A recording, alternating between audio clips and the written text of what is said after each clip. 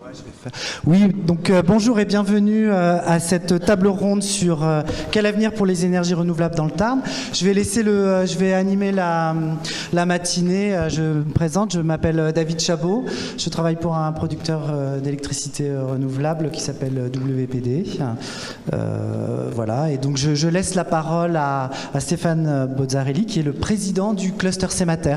Bonjour à tous. D'abord, très heureux de l'affluence de cette réunion dans le Tarn. On craignait un peu et on n'avait pas trop de visibilité post-Covid, beaucoup de choses, problèmes de carburant, problèmes de... Enfin bon.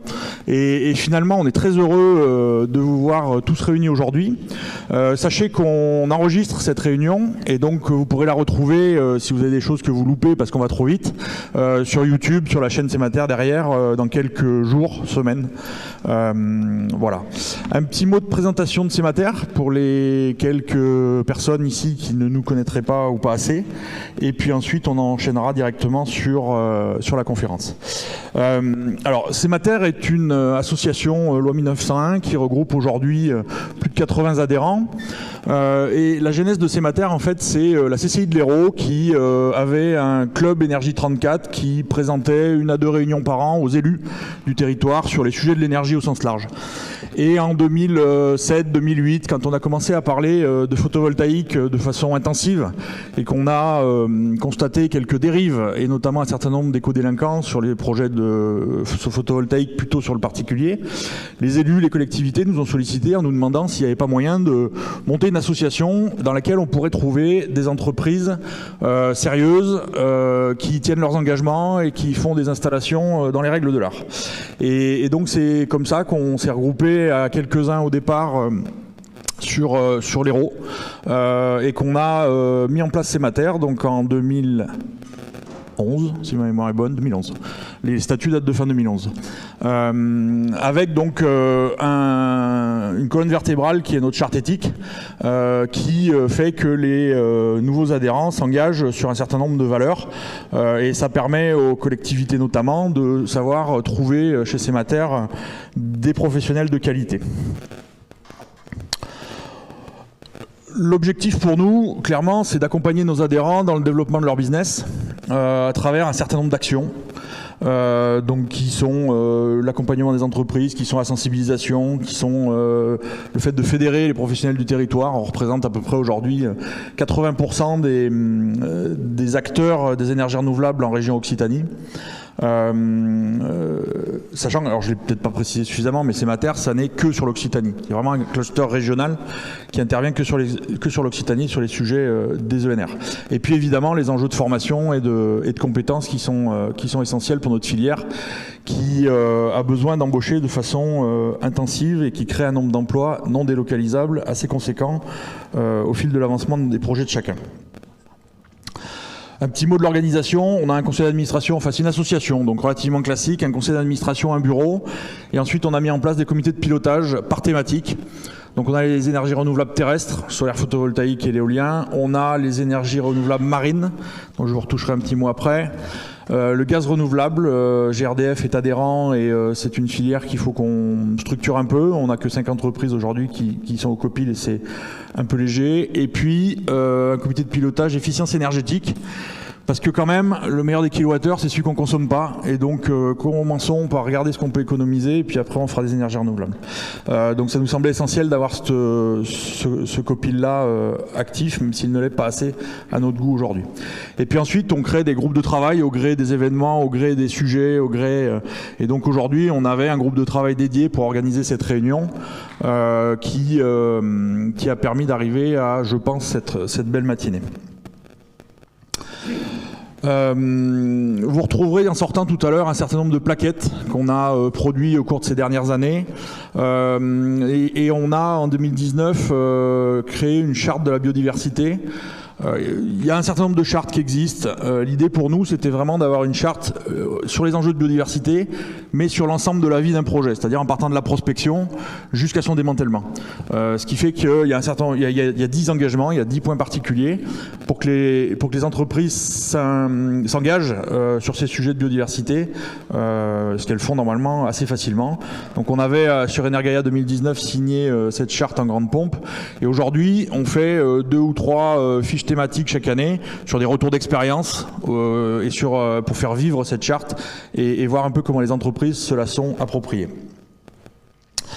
Sur les énergies marines renouvelables, on est coporteur de la marque Windoc en région Occitanie, donc avec le pôle mer, ADOC et évidemment la région.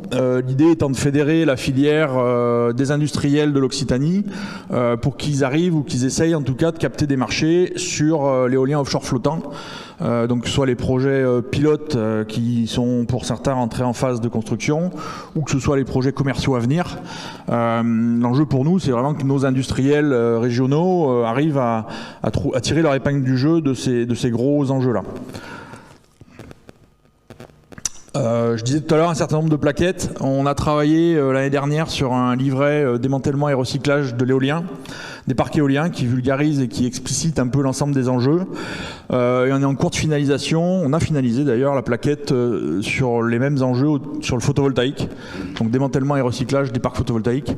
Ça a été un travail intéressant et assez conséquent. On travaille aussi sur la création d'une vitrine pédagogique à Gignac, au nord de Montpellier.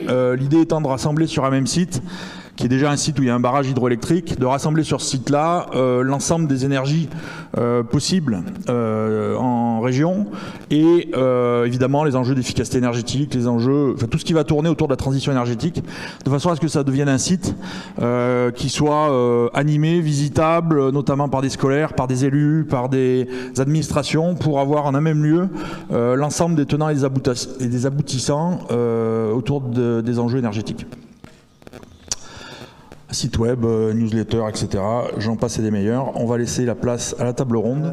Merci Stéphane. Donc nous avons voulu travailler et organiser cette table ronde dans le Tarn, comme nous avions pu le faire dans l'Aude, il me semble, l'année dernière. Ça avait été sous l'égide de Christophe. Je vais juste, avant que tu interviennes, rappeler rapidement le programme de la matinée. Donc l'objectif aujourd'hui, c'est qu'on puisse avoir cette présentation sur les ambitions et les nouvelles ambitions qu'affiche l'Union européenne et la France sur le développement des énergies renouvelables. Nous avons ensuite la présence d'un chargé de mission de la région, donc nous pourrons reprendre avec lui les éléments sur les scénarios REPOS qui ont été traduits dans le SRADET Occitanie. Et ensuite, nous ferons un zoom sur les objectifs au niveau régional. Sont-ils atteints? Où est-ce qu'on en est?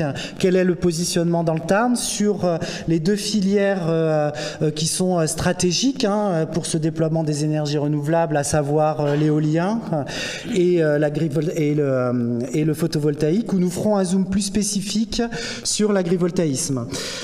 Et enfin, nous avons invité Rachel Jouan, qui est consultante en adaptation au changement climatique et qui nous fera part d'un retour d'expérience sur l'acceptabilité sociale, qui n'est pas encore adhérente au CEMATER, mais j'espère qu'il le sera après. Voilà, donc je vais laisser la parole à Christophe Arjani sur les nouvelles ambitions européennes et nationales. Alors, bon, ça n'a échappé à personne. Pour la première fois depuis très longtemps, on reparle d'une nécessaire indépendance énergétique vis-à-vis de certaines puissances étatiques. Pour la première fois depuis très longtemps, on se rend compte qu'une puissance qui possède les matières premières peut avoir une influence énorme sur notre économie, sur notre niveau de vie, sur notre mode de vie. Et ça n'a pas échappé à l'Union européenne, la Commission européenne, qui a réagi en émettant des vœux à décliner au niveau de chaque État. Voilà, donc la Commission européenne, a décliné ceci sous un plan qu'elle appelle le REPowerEU, C'est une stratégie européenne qui repose sur 3 piliers. Donc, le but étant de se défaire de la dépendance des énergies fossiles russes. On parle des Russes aujourd'hui. Bon, ça peut être une autre puissance finalement. Donc 3 pôles, 3 piliers. La sobriété, comme l'a dit Stéphane, c'est évident, le meilleur mégawatt, c'est celui qui n'est pas produit et donc pas consommé. Une évidence, diversifier les ressources d'énergie, ne pas être dépendant que d'une source comme le gaz russe. Et bien sûr, gros focus ici sur la production des énergies renouvelables, de l'énergie verte. Voilà, donc le REPowerEU, c'est la suite logique, la révision de la directive RED 3. Donc plusieurs objectifs. Donc développer les énergies renouvelables, je l'ai dit. Donc l'idée, c'est que les ambitions sont déjà importantes, mais elles sont encore revues à la hausse. La Commission européenne voudrait que d'ici 2030, on passe de 40 à 45% de notre énergie consommée, qu'elle soit donc renouvelable. Donc la Commission européenne voudrait maintenant qu'on commence à considérer les ENR comme d'intérêt public majeur. Elle exige donc des États membres de bien identifier les zones en rapport avec leur volume, parce qu'il y a donc chaque nation a fixé des objectifs. Il est temps maintenant de rendre peut-être des comptes que les objectifs soient en corrélation avec les zones identifiées et les potentiels avérés. Donc on doit définir des zones dédiées avec bien évidemment une considération des enjeux environnementaux, le but étant effectivement de se faire autoriser les projets. Il y a aussi l'idée d'obliger une obligation de solarisation de certains bâtiments. C'est vrai que la Commission européenne, il y en a pour toutes les technologies.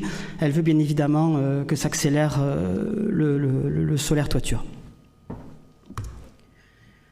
Donc, une fois qu'on a dit ça, la Commission européenne propose des mesures. Et effectivement, chaque technologie en aura pour son compte. Donc au niveau du solaire, donc, elle propose effectivement d'augmenter les puissances installées. Alors on avait une cible de 320 gigawatts de puissance installée d'ici 2025. On voudrait passer à 600. Il y a du travail. Donc voilà. Pour l'éolien en mer, ce serait un des grands chantiers industriels pour l'Europe, accélérer les projets d'éolien en mer. Pour les pompes à chaleur, on a aussi quelque chose, représenter une capacité cumulée de 10 millions d'unités d'ici 5 ans. Le biogaz, objectif de production de 35 milliards de mètres cubes d'ici 2030. La biomasse aussi doit être développée. Bon, hormis ces grandes ambitions, ou pour ces grandes ambitions, ce que demande l'Europe, des choses plus ou moins transverses avec les énergies renouvelables, des mesures d'éco-conception et d'étiquetage énergétique, considérer les projets de stockage comme d'intérêt public majeur. Effectivement, la deuxième plus grande aventure sera peut-être l'aventure du stockage, en ce qui concerne nos métiers. Et la troisième sera certainement l'hydrogène renouvelable, qui colle un peu aussi avec l'idée de stockage. Une fois qu'on a dit tout ça, donc, notre pouvoir exécutif a mis en place une circulaire. Alors une circulaire, c'est un document qui s'adresse aux préfets pour leur demander de remplir certaines missions. Donc la circulaire d'instruction numéro nanana du 16 septembre, qui s'adresse aux préfets, elle demande 2 choses. Elle demande de répondre à la crise énergétique immédiate de cet hiver. Et donc là, on parle plutôt de gaz. Et donc, ce sera un sujet peut-être qui sera abordé une autre fois, mais nous allons surtout parler d'assurer l'accélération du développement des projets d'ENR. Les ENR, alors je cite Monsieur le Président, les ENR représentent le seul levier permettant d'avoir des capacités supplémentaires de production d'énergie décarbonée dans les prochains hivers. Le ton est donné. Et donc, M. Macron demande aux préfets d'être les garants de l'application de la loi, d'assurer la pleine mise en œuvre des objectifs de développement des ENR inscrits dans la PPE. Elle rappelle que la France ne peut pas être le seul pays de l'Union européenne à ne pas atteindre son objectif national en matière d'ENR. Alors cela, je vais la passer rapidement, parce que le temps nous est compté. L'idée, c'est que certains détracteurs pourraient nous dire « Oui, d'accord, très bien, mais les énergies renouvelables, est-ce que c'est compétitif? Est-ce que c'est mature? Est-ce que c'est cher? Est-ce que finalement le nucléaire ou le pétrole, c'est pas l'unique solution au vu d'une économie subventionnée ?» Donc, on en parlera, si vous voulez, au cours du cocktail. J'ai des éléments de réponse. Oui, aujourd'hui, les énergies renouvelables, c'est mature. Ça contribue beaucoup à l'économie.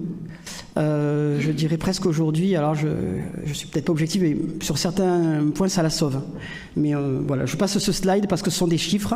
L'idée, c'est que, voilà, oui, c'est mature, ça rapporte, ça génère du profit, ça génère des emplois, et on peut très bien, aujourd'hui, faire de cette filière... Enfin, cette filière est déjà très rentable. Juste pour signaler, ce qu'on s'était dit dans le groupe de travail, c'est qu'on a mis cette slide-là pour dire que finalement, tout ce que tu dis, ça repose aussi sur un impératif, celui d'atteindre une souveraineté énergétique et économique. L'éolien et le photovoltaïque sont des énergies qui sont facilement mobilisables et dont la technologie est éprouvée, mais c'est aussi des énergies qui sont peu onéreuses. Et donc sur le graphique présent qui pourrait peut-être être soumis à contestation puisqu'il vient de l'Institut Rousseau mais également de Greenpeace, on a les chiffres des coûts de production en fait des centrales au sol, des grandes toitures et du résidentiel qui évoluent pour les centrales au sol et les grandes ombrières entre 5 et 6 centimes du kilowattheure, nous et 16 centimes pour le résidentiel, donc on voit les progressions. Sur le nucléaire existant, si on prend en compte les histoires de grand carénage qui seraient autour de 72, sachant que le nucléaire amorti est autour de 4 centimes 60, 46 euros du mégawatt crête. Mais ce qui est attendu sur les prochains EPR, c'est des coûts de production qui sont équivalents au photovoltaïque sur toiture. Vous avez également ici, mais je pense que la présentation sur l'éolien en parlera également, les coûts de sortie de l'électricité pour l'éolien terrestre et l'éolien en mer. Le graphique à côté, c'est les projections de la Commission de régulation de l'énergie à horizon 2050. Une fois que ces énergies se seront considérablement développées et qu'elles ne seront quasiment plus subventionnées. Et donc on voit bien que la diminution est importante, puisque sur l'éolien terrestre, on descendrait autour de 3 centimes du kilowattheure, et sur le PV au sol, autour de 2 centimes 50. Ce sont déjà d'ailleurs des prix qui peuvent être observés dans certains pays où il y a des grosses puissances installées, je pense notamment dans le bassin méditerranéen. Donc c'était sur cette base-là qu'on voulait appuyer la mobilisation européenne et nationale. Merci beaucoup, David. Voilà donc les objectifs fixés par cette circulaire. Mettre en place les actions requises afin de faciliter et d'accélérer le traitement des dossiers d'instruction et faire en sorte qu'aucune instruction n'excède 24 mois. C'est nouveau pour nous. Tenir un délai de 18 mois entre le dépôt d'un projet de renouvellement ou d'augmentation de puissance de parc éolien existant et sa mise en œuvre. Ça aussi, c'est-à-dire une accélération du développement des projets et notamment des projets d'extension et de repowering. Veiller à la qualité des dossiers déposés. Promettre aux porteurs de projets de travailler les dossiers avec les services de l'État en amont de leur dépôt. Donc une vraie collaboration, encore une fois, entre les services de l'État et les développeurs. Éviter au maximum tout recours des instances de concertation non imposées par la loi. Il est possible de concerter à l'infini, et c'est très bien de concerter. Mais là, ce qui est demandé, c'est effectivement d'éviter les concertations optionnelles quand elles sont jugées pas indispensables. Donc, quelque chose aussi de très nouveau, c'est la mise en place d'indicateurs de suivi. Les préfets sont tenus de donner une liste des projets éolien et PV de plus de 5 MW, projets de méthanisation et leur degré d'avancement. Ils sont tenus à une analyse du délai de la procédure dans les projets en instruction qui ont plus de 12 mois. L'idée, encore une fois, c'est d'accélérer les process. La mise en place d'actions pour diminuer le temps d'instruction moyen. Je crois que je me répète. Et donc, voir et analyser les problèmes de raccordement au réseau pour les projets autorisés. Donc les préfets doivent créer et présider personnellement une revue de projet afin de débloquer sans délai les dossiers en instance. Voilà, il est demandé aux préfets d'être de vrais acteurs du développement des énergies renouvelables dans leur région. Donc pour cela, l'État demande à ce que le préfet soit informateur, sensibilisateur et facilitateur face à un discours anti-ENR. Et ça, c'est très nouveau. C'est très nouveau. Donc, les préfets on demande aux préfets de réunir régulièrement les partenaires sociaux pour les sensibiliser à la tension actuelle du système électrique français et à l'importance d'atteindre, voire de dépasser les objectifs de la PPE. Effectivement, peut-être qu'il est temps d'en parler un peu plus de cette PPE et d'un peu plus en interne s'informer sur les problématiques, notamment raccordement. Donc faciliter le partage des données sur les zones les plus propices aux implantations via les cartographies éoliennes et l'identification des friches. Cette circulaire rappelle que compte tenu de l'ambition de nos objectifs, il est également nécessaire de développer des projets PV, y compris sur des terrains qui ne sont pas dégradés. N'est-ce pas l'avènement d'une grande époque de l'agrivoltaïsme ? Et enfin, une mise en place d'un contrôle de légalité attentif pour les documents d'urbanisme introduisant des interdictions générales d'implantation d'ENR, notamment les parcs éoliens. Effectivement, on a tous ici lu des PLU, PLUI et autres chartes qui disaient éolien 0, PV 0, industrialisation 0, activité économique 0. Donc c'est possible, mais il va falloir vraiment le justifier auprès du préfet. Voilà. Et donc... Merci beaucoup, Christophe, pour cette présentation et ce rappel. Donc je vous laisse la parole, Monsieur Olaz. Bonjour, pour commencer, moi je suis François Olaz, chargé de mission énergie renouvelable à la région Occitanie, au service transition énergétique qui est basé à Toulouse. Donc je suis ici aujourd'hui pour vous rappeler le cadre que la région a construit autour de Région Énergie Positive et puis de vous présenter très rapidement, parce qu'en 10-15 minutes j'aurai pas le temps de plus, les différents dispositifs et outils que la région met à disposition pour parvenir à faire de la région Occitanie une région énergie positive. Donc pour commencer, alors c'est pas vraiment de l'actualité parce que ça commence à dater un petit peu. Hein. Nous, nos élus, dès 2016, nous ont demandé de voir dans quelle mesure la région Occitanie pouvait devenir une région énergie positive et d'élaborer une stratégie de transition énergétique qui permette de faire en sorte que les énergies renouvelables produites d'Occitanie produisent plus d'énergie qui n'est consommée sur le territoire. Donc c'est de faire converger les courbes que vous voyez à l'horizon 2050, mais même plus tôt si possible. Et donc du coup ça a construit deux indicateurs principaux, c'est-à-dire qu'à l'horizon 2050, il faudrait diviser par 2 la consommation par habitant et multiplier par 3 la production d'énergie renouvelable. Vous pouvez retrouver un peu tous ces chiffres et ces données, la construction de ce scénario sur la page web dédiée avec le lien que j'ai fait figurer sur la slide. Je pense que les supports seront partagés, donc vous pourrez regarder un petit peu plus ça en détail.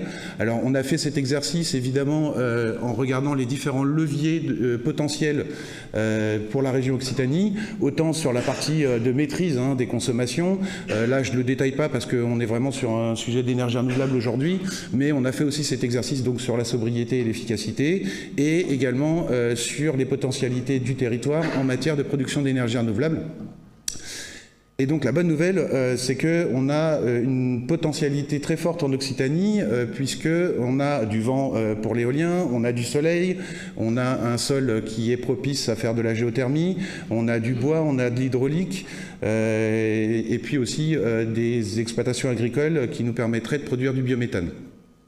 Donc vous voyez un petit peu les différents histogrammes présentés ici, donc sur un pas de temps à 2015, 2020 et à 2050. On a aussi évidemment regardé à des pas de temps intermédiaires, à 2030 et à 2040, parce que le scénario région énergie positive et donc le volet énergie du SRADET qui est au pas de temps 2040. Et donc vous voyez une forte potentialité sur l'éolien, sur le solaire PV, sur le biométhane, sur le bois, mais même s'il est déjà bien présent aujourd'hui, et sur différentes filières, sur laquelle derrière on a regardé un petit peu quels étaient le besoin de la région d'action pour permettre le déploiement de ces différentes solutions. Ça a été actualisé entre-temps, cet exercice avait été fait en 2017. Entre-temps, les choses ont un peu bougé, notamment sur le photovoltaïque.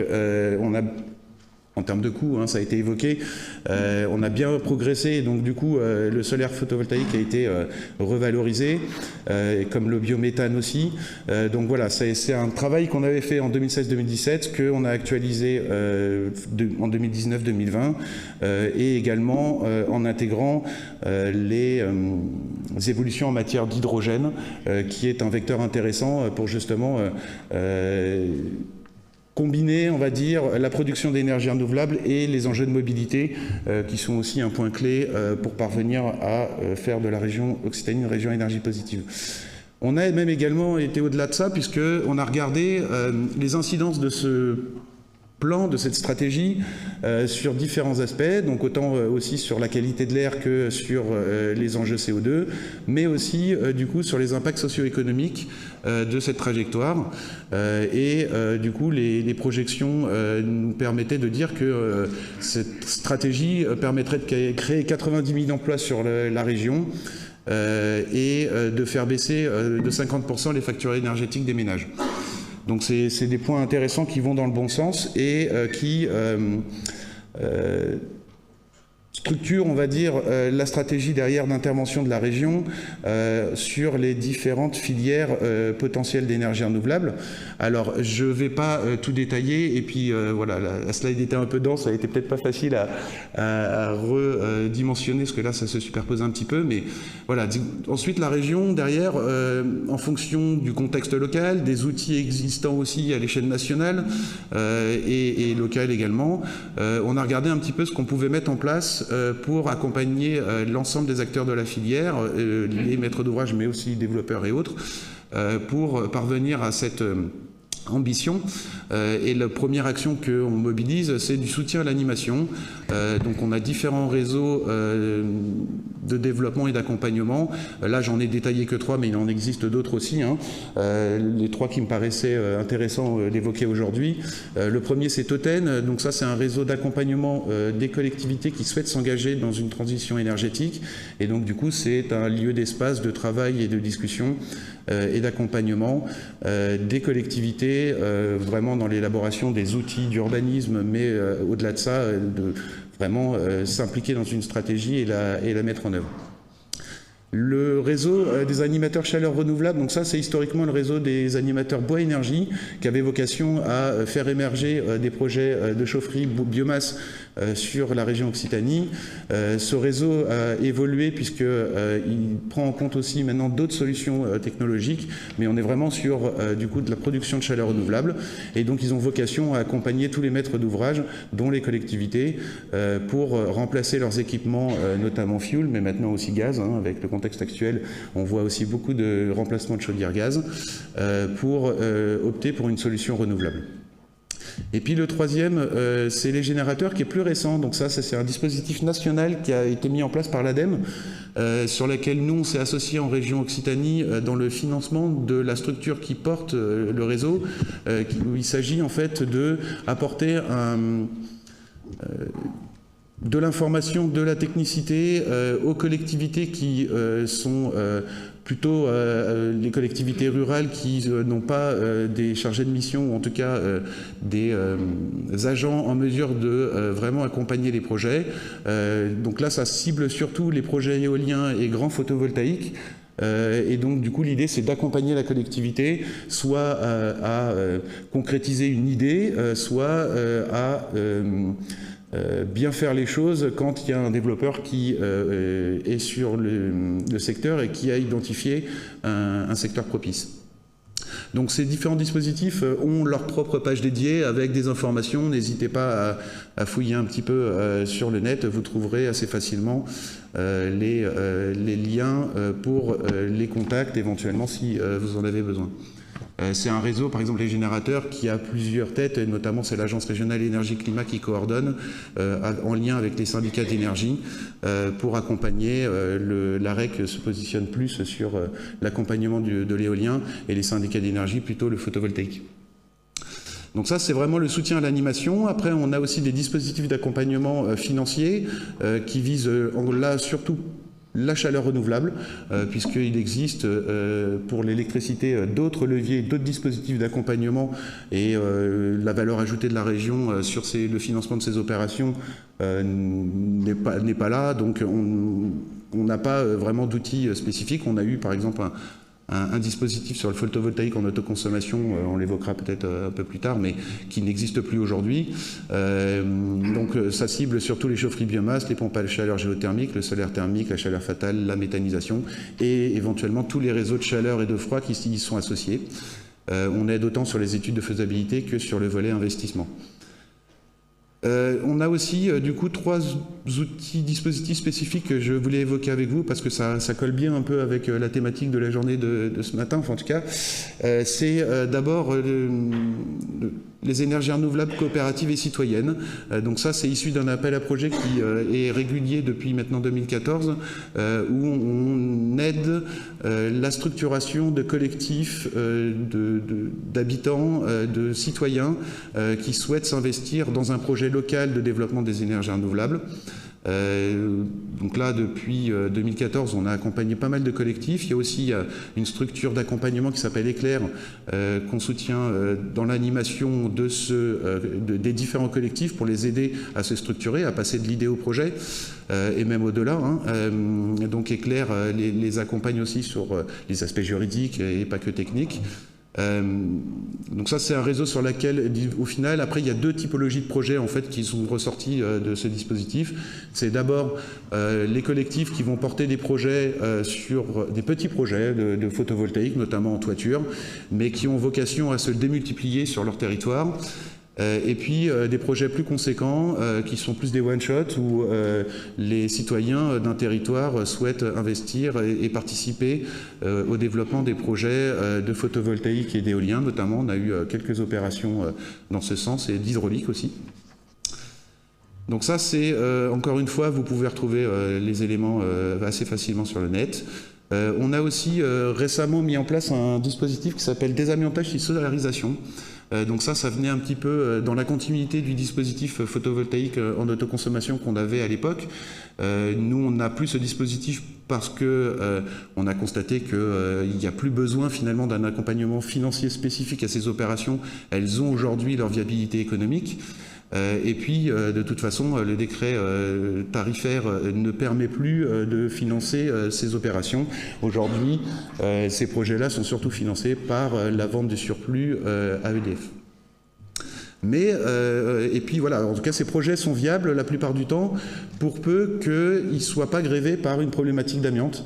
Souvent l'amiante est un facteur très limitant puisqu'il plombe le budget de l'opération et qu'on constatait qu'il y avait des projets qui ne se faisaient pas à cause de ça. Et donc du coup, comme on n'a plus le droit d'aider spécifiquement l'installation photovoltaïque, eh ben, on a décidé qu'on allait accompagner financièrement le désamiantage des projets qui vont mettre derrière une installation photovoltaïque en toiture. Et puis ça permet aussi au passage éventuellement d'équiper des bâtiments qui avaient la problématique de désamiantage et qui finalement ne touchaient à rien parce que il valait mieux rester comme ça. Là, l'idée derrière, c'est qu'on accompagne le désamiantage et puis en plus derrière, ça offre éventuellement des surfaces supplémentaires disponibles pour le photovoltaïque. Et puis l'hydrogène, là, on pourrait en dire aussi beaucoup de choses, mais je ne vais pas rentrer dans les détails. Sachez qu'il y a un plan stratégique de développement de l'hydrogène en région, avec différents dispositifs, autant pour permettre la production d'hydrogène vert à partir d'énergies renouvelables, que derrière sur l'acquisition de flottes et d'équipements pour ensuite avoir des usages de l'hydrogène dans la mobilité. En région Occitanie, on n'a pas une industrie si importante que ça qui nous permettrait de cibler plutôt les industriels. Ça, c'est plus la stratégie d'Auvergne-Rhône-Alpes. Et puis, dernière chose, peut-être un peu lourd, je ne sais pas. Non, ça va. C'est bon. Dernière chose, c'est l'Agence régionale énergie-climat. Donc ça, j'en ai un petit peu parlé aussi tout à l'heure. En fait, c'est un outil qu'on a développé constatant qu'il y avait certains besoins spécifiques. Et on a profité de certains outils qui existaient déjà à l'échelle des 2 anciennes régions que l'on a mutualisés et rassemblés. Et au final, on a une agence régionale énergie-climat bicéphale avec une SPL qui va être plutôt dans l'accompagnement, dans l'ingénierie des collectivités et une ESEM qui est plutôt là comme levier de financement des opérations. Et donc là, la REC prend des participations dans différents projets d'énergie renouvelable, dans l'éolien, dans le photovoltaïque, dans la méthanisation et dans différents équipements, et même notamment aussi sur l'efficacité énergétique. Donc voilà, c'est un outil qui est aujourd'hui opérationnel, qui peut être mobilisé. N'hésitez pas à les contacter. Si vous êtes une collectivité, pour voir un peu dans quelle mesure ils peuvent vous accompagner dans l'élaboration de vos outils de stratégie et de planification, comme derrière pour la partie financement, si vous avez besoin finalement que la région soit aussi autour de table dans la construction de l'opération. Voilà. Très bien, merci Monsieur Hollade. Moi j'avais juste une dernière question avant de passer sur les objectifs éoliens et photovoltaïques dans le Tarn. On sent le 27 septembre, je crois qu'il y a eu une réunion organisée par la DDT avec le nouveau préfet ici à Albi et les collectivités. Donc on sent que la circulaire fait son effet. Je voulais savoir, vous qui êtes en charge de la région de la planification énergétique, quels sont les liens et les ponts avec cette accélération que souhaite le gouvernement et qui est transmise. Est-ce qu'il y a des conciliabules, des choses qui se trament pour mettre en cohérence tout ça, région, service de l'État ? Pas particulièrement. C'est vrai que nous, on a élaboré cette stratégie et on s'y tient et on l'a fait un peu évoluer en fonction de l'évolution des différentes filières et du contexte. Mais bon, voilà, en tout cas, ça fait qu'appuyer finalement le travail et le message qu'on porte à la région, quoi.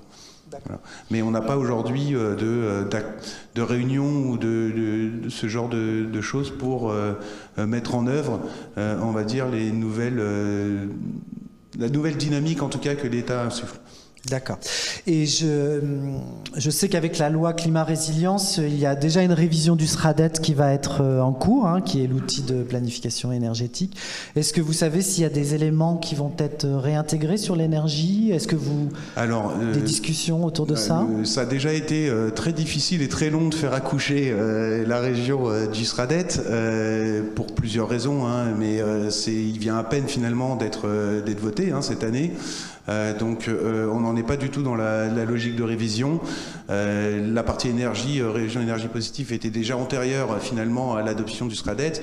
Elle est venue alimenter ensuite cet outil, mais aujourd'hui ça reste le socle énergétique. Et à ma connaissance, on estime qu'il est plutôt bien fait et qu'il est plutôt réaliste. Donc du coup, on n'a pas en tête plutôt de le faire évoluer, mais plutôt de le faire connaître, de mettre les outils éventuellement en place pour que ça puisse advenir. Mais pour l'instant, non, il n'y a pas d'actualisation du SRADET. D'accord, très bien. Donc on va passer, si vous le voulez bien, au deuxième moment de cette table ronde.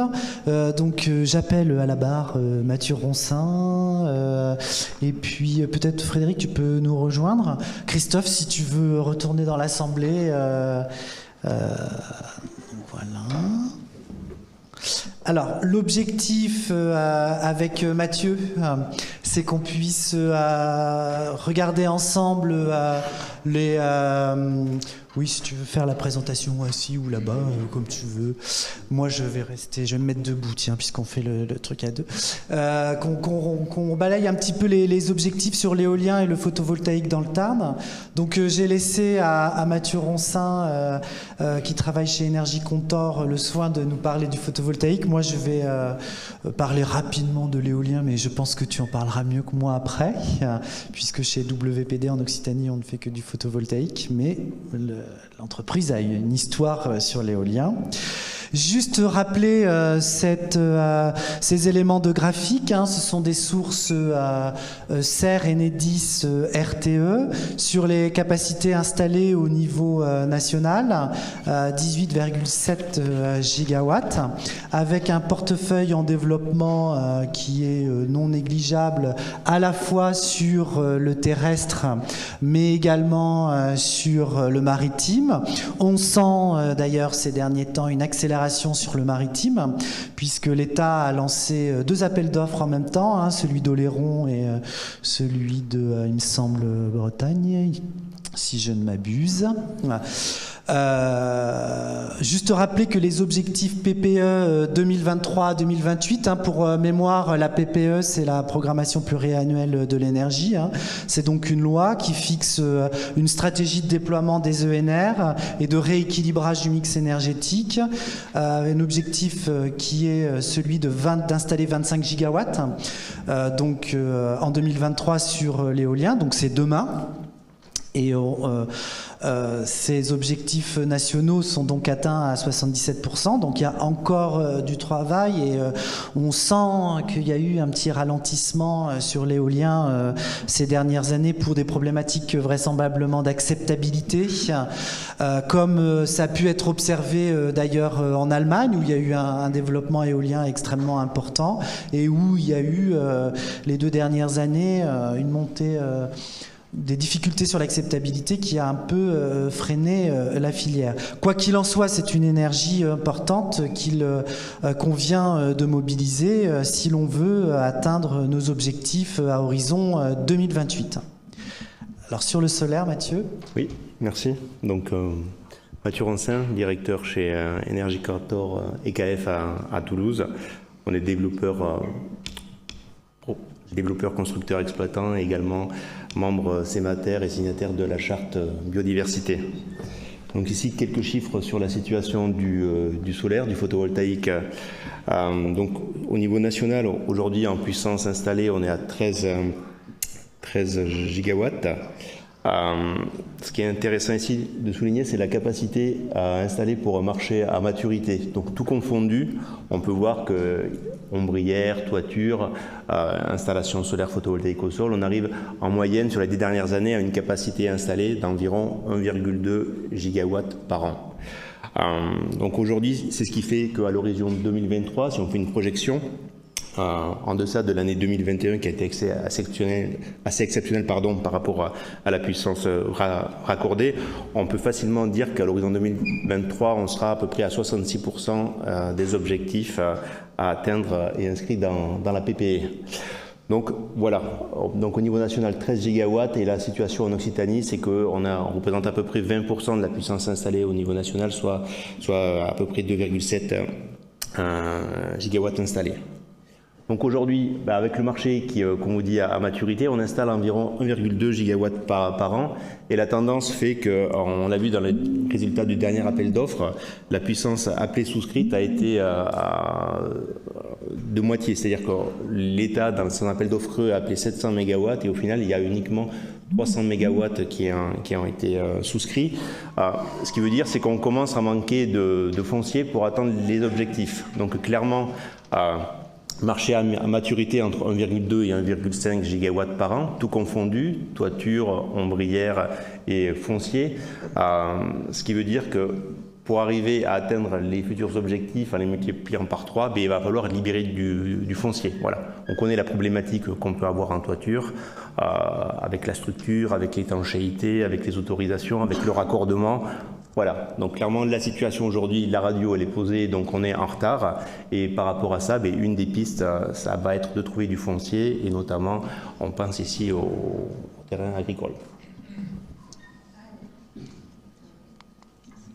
Alors ça c'est, ouais, tu voulais commenter ça toi. Oui, alors un des scénarios qui a été élaboré par Enedis RTE, donc qui est complètement apolitique, et qui va permettre de servir de feuille de route à l'élaboration de la future PPE en 2024-2033. Donc la PPE, on l'a dit tout à l'heure, c'est la loi de programmation pluriannuelle de l'énergie. Donc dans ce scénario-là, qui est complètement apolitique, on voit qu'on reprend les éléments du discours qui a été fait à Saint-Nazaire par les services de l'État ou autres, c'est à savoir qu'il faille multiplier, donc c'est le scénario N1 qui a été retenu, il faille multiplier le solaire photovoltaïque par 10, l'éolien par 3, et construire de nouveaux EPR. Voilà. Sachant que ce scénario il a été élaboré avant la crise, avant la guerre en Ukraine, avant la crise énergétique qu'on connaît aujourd'hui. Donc dans ces objectifs-là, on retrouve la construction d'EPR, de nucléaire. La situation qui a été faite dans ce scénario par Enedis, elle tient compte de l'âge vieillissant des centrales qui aujourd'hui ont plus de 30 ans pour une moyenne, avec des durées d'exploitation qui sont limitées à 40. Donc la problématique, elle est là. Il va falloir produire de l'énergie et en grande partie via les énergies renouvelables, donc multiplié par 3 pour l'éolien, multiplié par 10 pour le solaire photovoltaïque. Donc ce qu'on voulait montrer ici, c'est qu'au-delà de la problématique du foncier et du raccordement, il va falloir également trouver des ressources. Voilà, on va manquer de ressources humaines et pour le développement et pour la construction également pour l'exploitation. Alors, où en sommes-nous en Occitanie? Alors, j'ai repris un graphique qui est issu de l'observatoire, je crois, AREC, Oreo. Ils font des petits fascicules. Donc, depuis 2020, je crois qu'on est à 2,7, comme tu l'as dit. Là, on affiche 2160. Alors, c'est vrai que 2160 mégawatts, 2,1 gigawatts, c'est un petit peu barbare. Donc, sur les conseils de Rachel, on a donné quelques exemples plus pratiques. C'est vrai que sur le photovoltaïque, la consommation, la production, c'est à peu près la consommation de 1,3 million d'habitants. Si l'on considère qu'un habitant a besoin de à peu près 2600 kWh pour se chauffer. Donc vous imaginez pour un foyer ce que ça peut être. Donc c'est à peu près la population de Toulouse Métropole et de Montpellier Méditerranée. Sur l'éolien, on est autour de 1659 mégawatts. Ça, c'est la conso de près de 1,1 million d'habitants et donc d'une série de départements plus ruraux que j'ai listés en dessous avec ma petite calculatrice, le Lot, le Tarn-et-Garonne, le Gers. Mais il manque des gros départements, il manque l'Hérault, il manque les Pyrénées-Orientales, il manque l'Aude. Et puis surtout, il y a aussi la consommation de nos industriels qui actuellement recherchent ce type d'électricité, puisque comme on l'a montré tout à l'heure, ils cherchent à sécuriser en fait un coût d'électricité peu onéreux. Et je crois que dernièrement, la SNCF a signé un contrat avec Reden Solar, je crois un des plus gros PPA en France, voire même en Europe. Donc cette consommation d'énergie renouvelable, elle est à destination de tous et également de nos industriels. Donc vous voyez que on a encore du chemin à parcourir, comme on peut le voir sur ces graphiques qui montrent la situation en 2015 sur la consommation d'énergie et le positionnement en 2019 et puis sur la production d'énergie renouvelable. Donc comme l'a dit Mathieu, ce qu'on observe au niveau national, c'est également ce qu'on observe au niveau régional. Le rythme à tenir, il est de celui de 0,4 gigawatts par an à installer pour atteindre les objectifs à horizon 2050 et le rythme observé il est entre 0,15 et 0,2 actuellement entre 2015 et 2021. Sur l'éolien c'est à peu près la même situation. Le rythme est de 0,2 gigawatts et au niveau des puissances installées en 2021 on est à 1,5 gigawatts contre 3,6 attendus en 2030. Et pour l'éolien, c'est important puisque 2030, c'est demain en fait. Les temps de développement de l'éolien sont plus hauts que le photovoltaïque, bien que ceux du photovoltaïque se sont un peu rallongés ces derniers temps. Alors, je crois que tu voulais intervenir sur cette slide, Mathieu. Intervenir oui sur cette slide. Donc notamment, on l'a dit, on vient de le redire, avec des objectifs multipliés par 3, on est déjà en retard. On est aujourd'hui à la situation, on est à 65% des objectifs. Alors, avec des objectifs multipliés par 10, on va être d'autant plus en retard. Alors, malgré tout, le point positif, c'est qu'on a une augmentation de la capacité du raccordement des énergies renouvelables sur le réseau S3 RENR, donc le schéma régional qui va nous permettre de raccorder les énergies renouvelables au réseau. Alors, aujourd'hui, on est en limite de capacité, on arrive aux limites mi-juin 2022, je crois qu'on on a dépassé les 85%. Donc là, c'est la capacité aujourd'hui qui est réservée pour les énergies renouvelables. La bonne nouvelle, c'est que d'ici à la fin d'année, on a une augmentation qui est planifiée, une optimisation du réseau, donc qui va nous permettre d'augmenter de 165% la capacité aujourd'hui actuelle. Donc souvent, on entend, on aimerait faire du photovoltaïque, oui, mais on va être limité par rapport au raccordement. Mais là, ici, vous avez le schéma qui fait preuve que dans les prochaines années, on sera en capacité de pouvoir se raccorder sans cette contrainte. Donc, vous l'avez compris, on est en retard. Dans le Tarn, l'éolien compte à peu près moins de 240 MW installés. Ça représente 90% de la ville de Montpellier en termes de production, 238 000 habitants.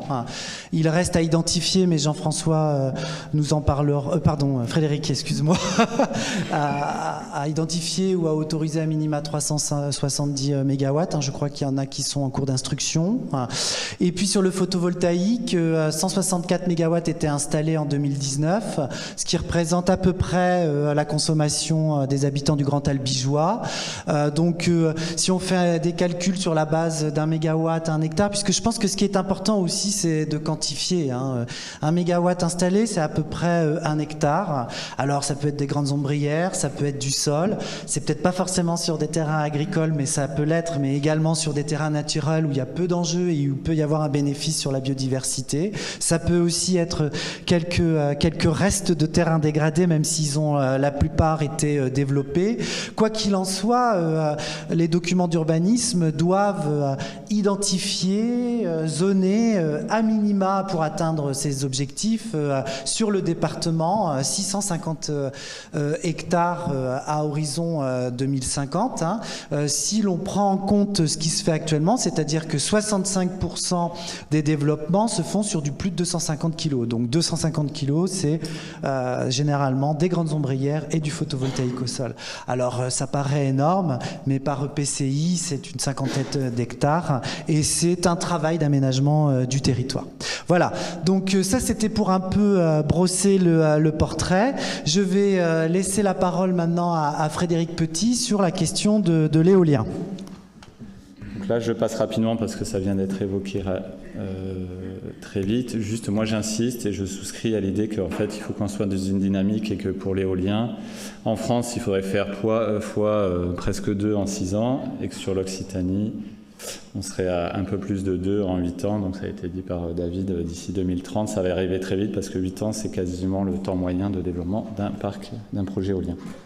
Sur le Tarn, j'avance aussi parce que tout d'abord, un petit historique. Moi, j'aime bien, pour aller vers l'avenir, il faut quand même avoir des fondations. Donc, quel est le passé? Les premières éoliennes ont été installées donc, à Bar, dans le lac Aunay, dans l'os du Jambon, pour certains Tarnais. En 2006, un parc de 12 éoliennes, donc ça fait une quinzaine d'années que le département s'est lancé effectivement dans l'éolien. Pour le situer, le Tarn, c'est le 4e département en termes de puissance installée dans l'Occitanie. Alors, vous allez voir beaucoup de chiffres aujourd'hui. Je vous demande de ne pas être à l'unité près ni à la dizaine. L'idée, c'est de voir où on se situe à peu près.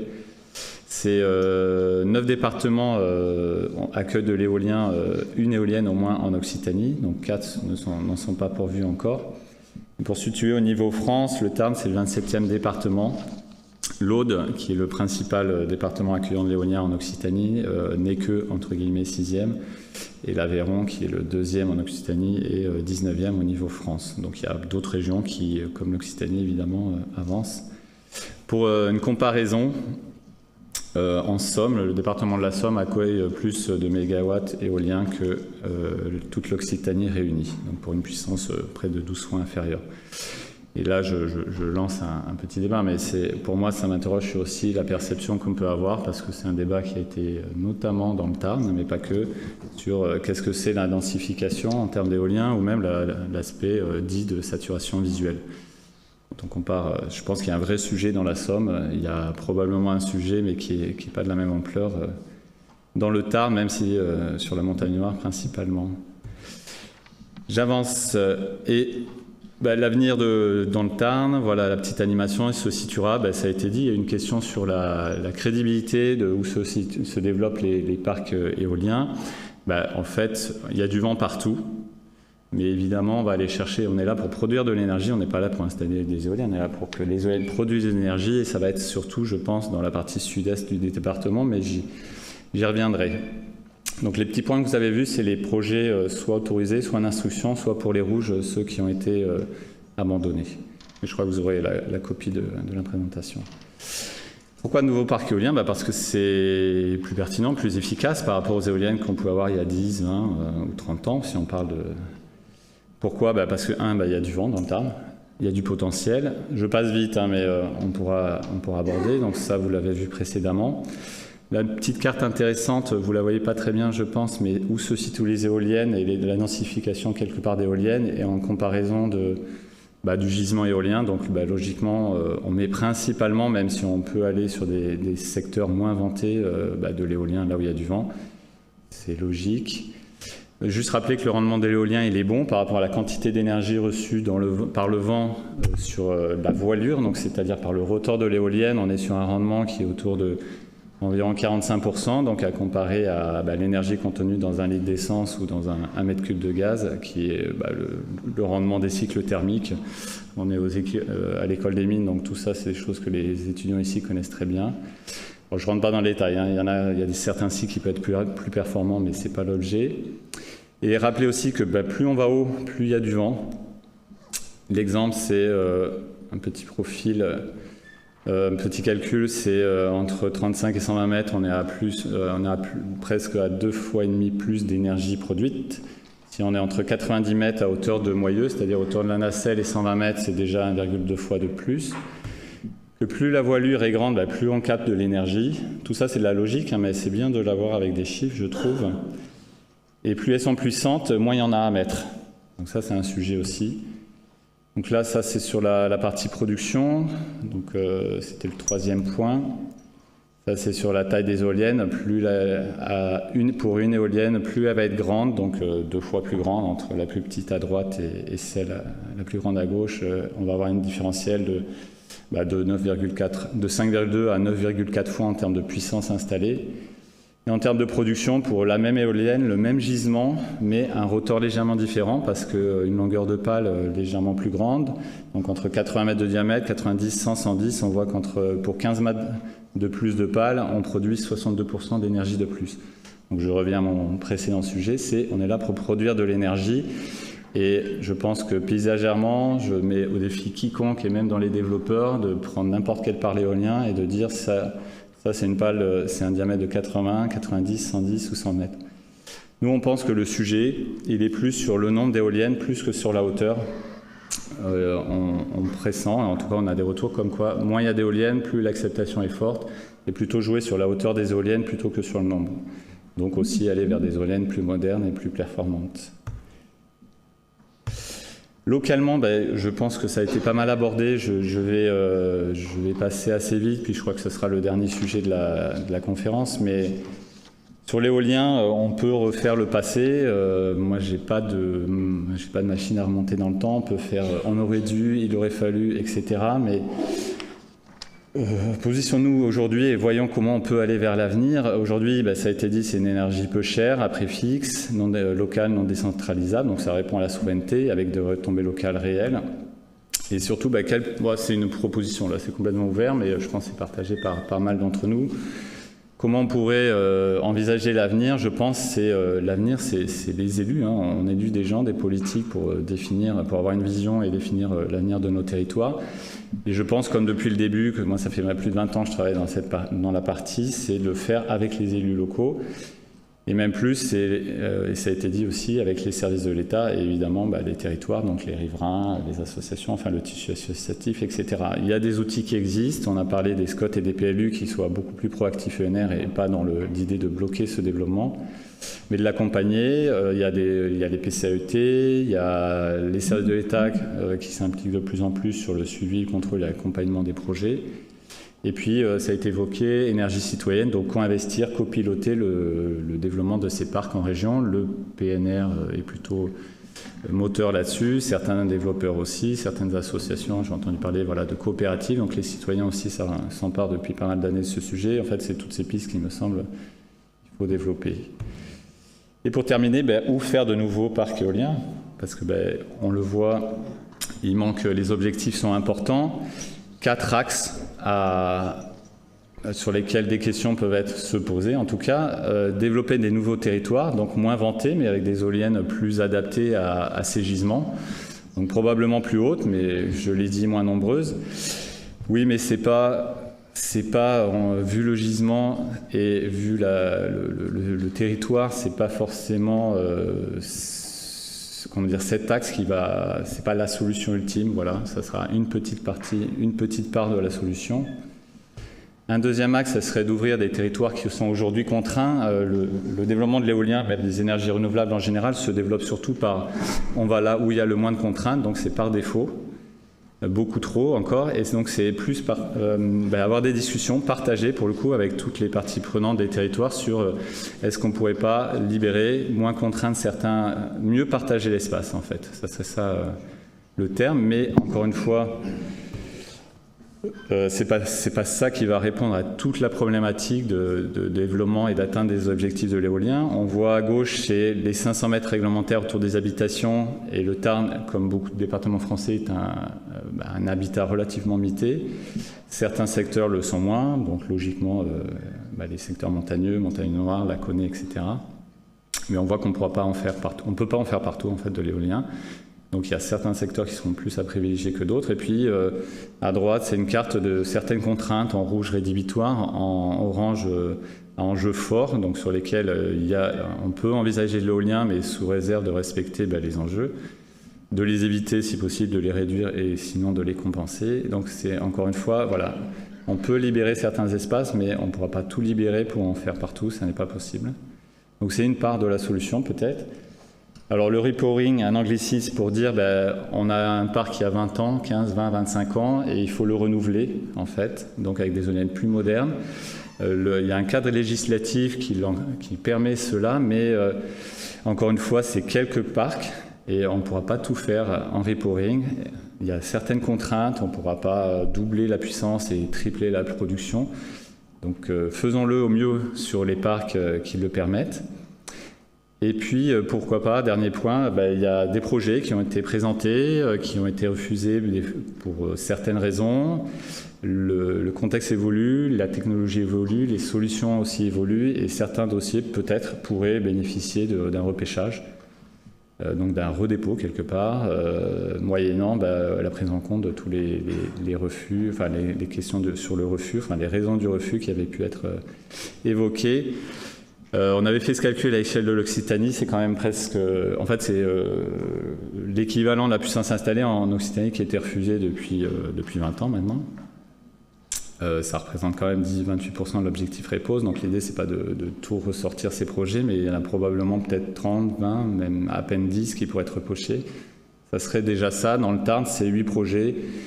À peu près, j'ai revu récemment, enfin, c'est Picto Occitanie qui serait refusé depuis un certain nombre d'années. Donc à voir au cas par cas. Les projets refusés en rouge et son instruction toujours en jaune, donc toujours sur la partie sud-ouest du département. Et pour terminer, situation, donc 237 MW installés sur 347 autorisés et 100, donc c'est-à-dire qu'il y en a une centaine qui sont en recours. 112 en instruction, globalement, par rapport à... Ça, c'est le chiffre, je le sors de France Énergie Éolienne, donc l'autre syndicat, par rapport à ce que la part que devrait faire le Tarn dans l'atteinte de l'objectif REPOSE de la région Occitanie, il resterait, si tout se faisait sans problème, environ au moins, enfin à minima en tout cas 260 MW pour atteindre l'objectif, à peu près. Et donc la préconisation, c'est qu'il va falloir agir un peu sur toutes les pistes, toutes les solutions. Et la dernière, c'est aussi continuer à développer l'éolien là où il est pertinent, là où il y a du vent, là où il y a des territoires qui le permettent, là où il y a le moins de contraintes, là où il y a des contraintes qui sont, auxquelles on peut répondre par diverses solutions ou mesures. Et j'en termine sur, donc quoi qu'il arrive, il faudra développer de l'éolien, va falloir avoir une vision positive de l'éolien, et en fait, il va falloir avoir une vision positive de l'énergie, on l'a dit, on a besoin d'énergie, on est en train de faire le choix d'une souveraineté, de ne pas avoir de l'énergie qui provient de pays comme la Russie et d'autres. Donc, au sondage, qui veut de l'énergie, il y a 100%, et après, c'est la question, d'où vient cette énergie, parce que tout le monde en veut. Et je pense que la réponse a été un peu donnée précédemment avec le scénario RTE, donc renouvelable et nucléaire, et en quantité.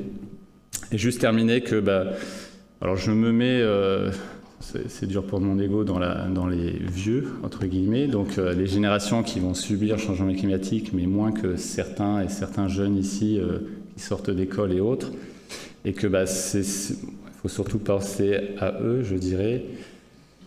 Eux qui vont vivre avec ce paysage de l'énergie qui avait disparu, ce paysage où on va voir du photovoltaïque, on va voir de l'éolien, on va voir d'autres formes d'énergie, et qu'il ne faut pas forcément que regarder aussi l'instant présent, mais aussi se projeter à l'avenir, et que pour le coup les sondages, 600% veulent de l'énergie, 83% en veulent à partir de solaire, 68 d'éolien et 28 de nucléaire, donc ça veut dire qu'il y en a peut-être 17 qui ne veulent pas du tout d'énergie.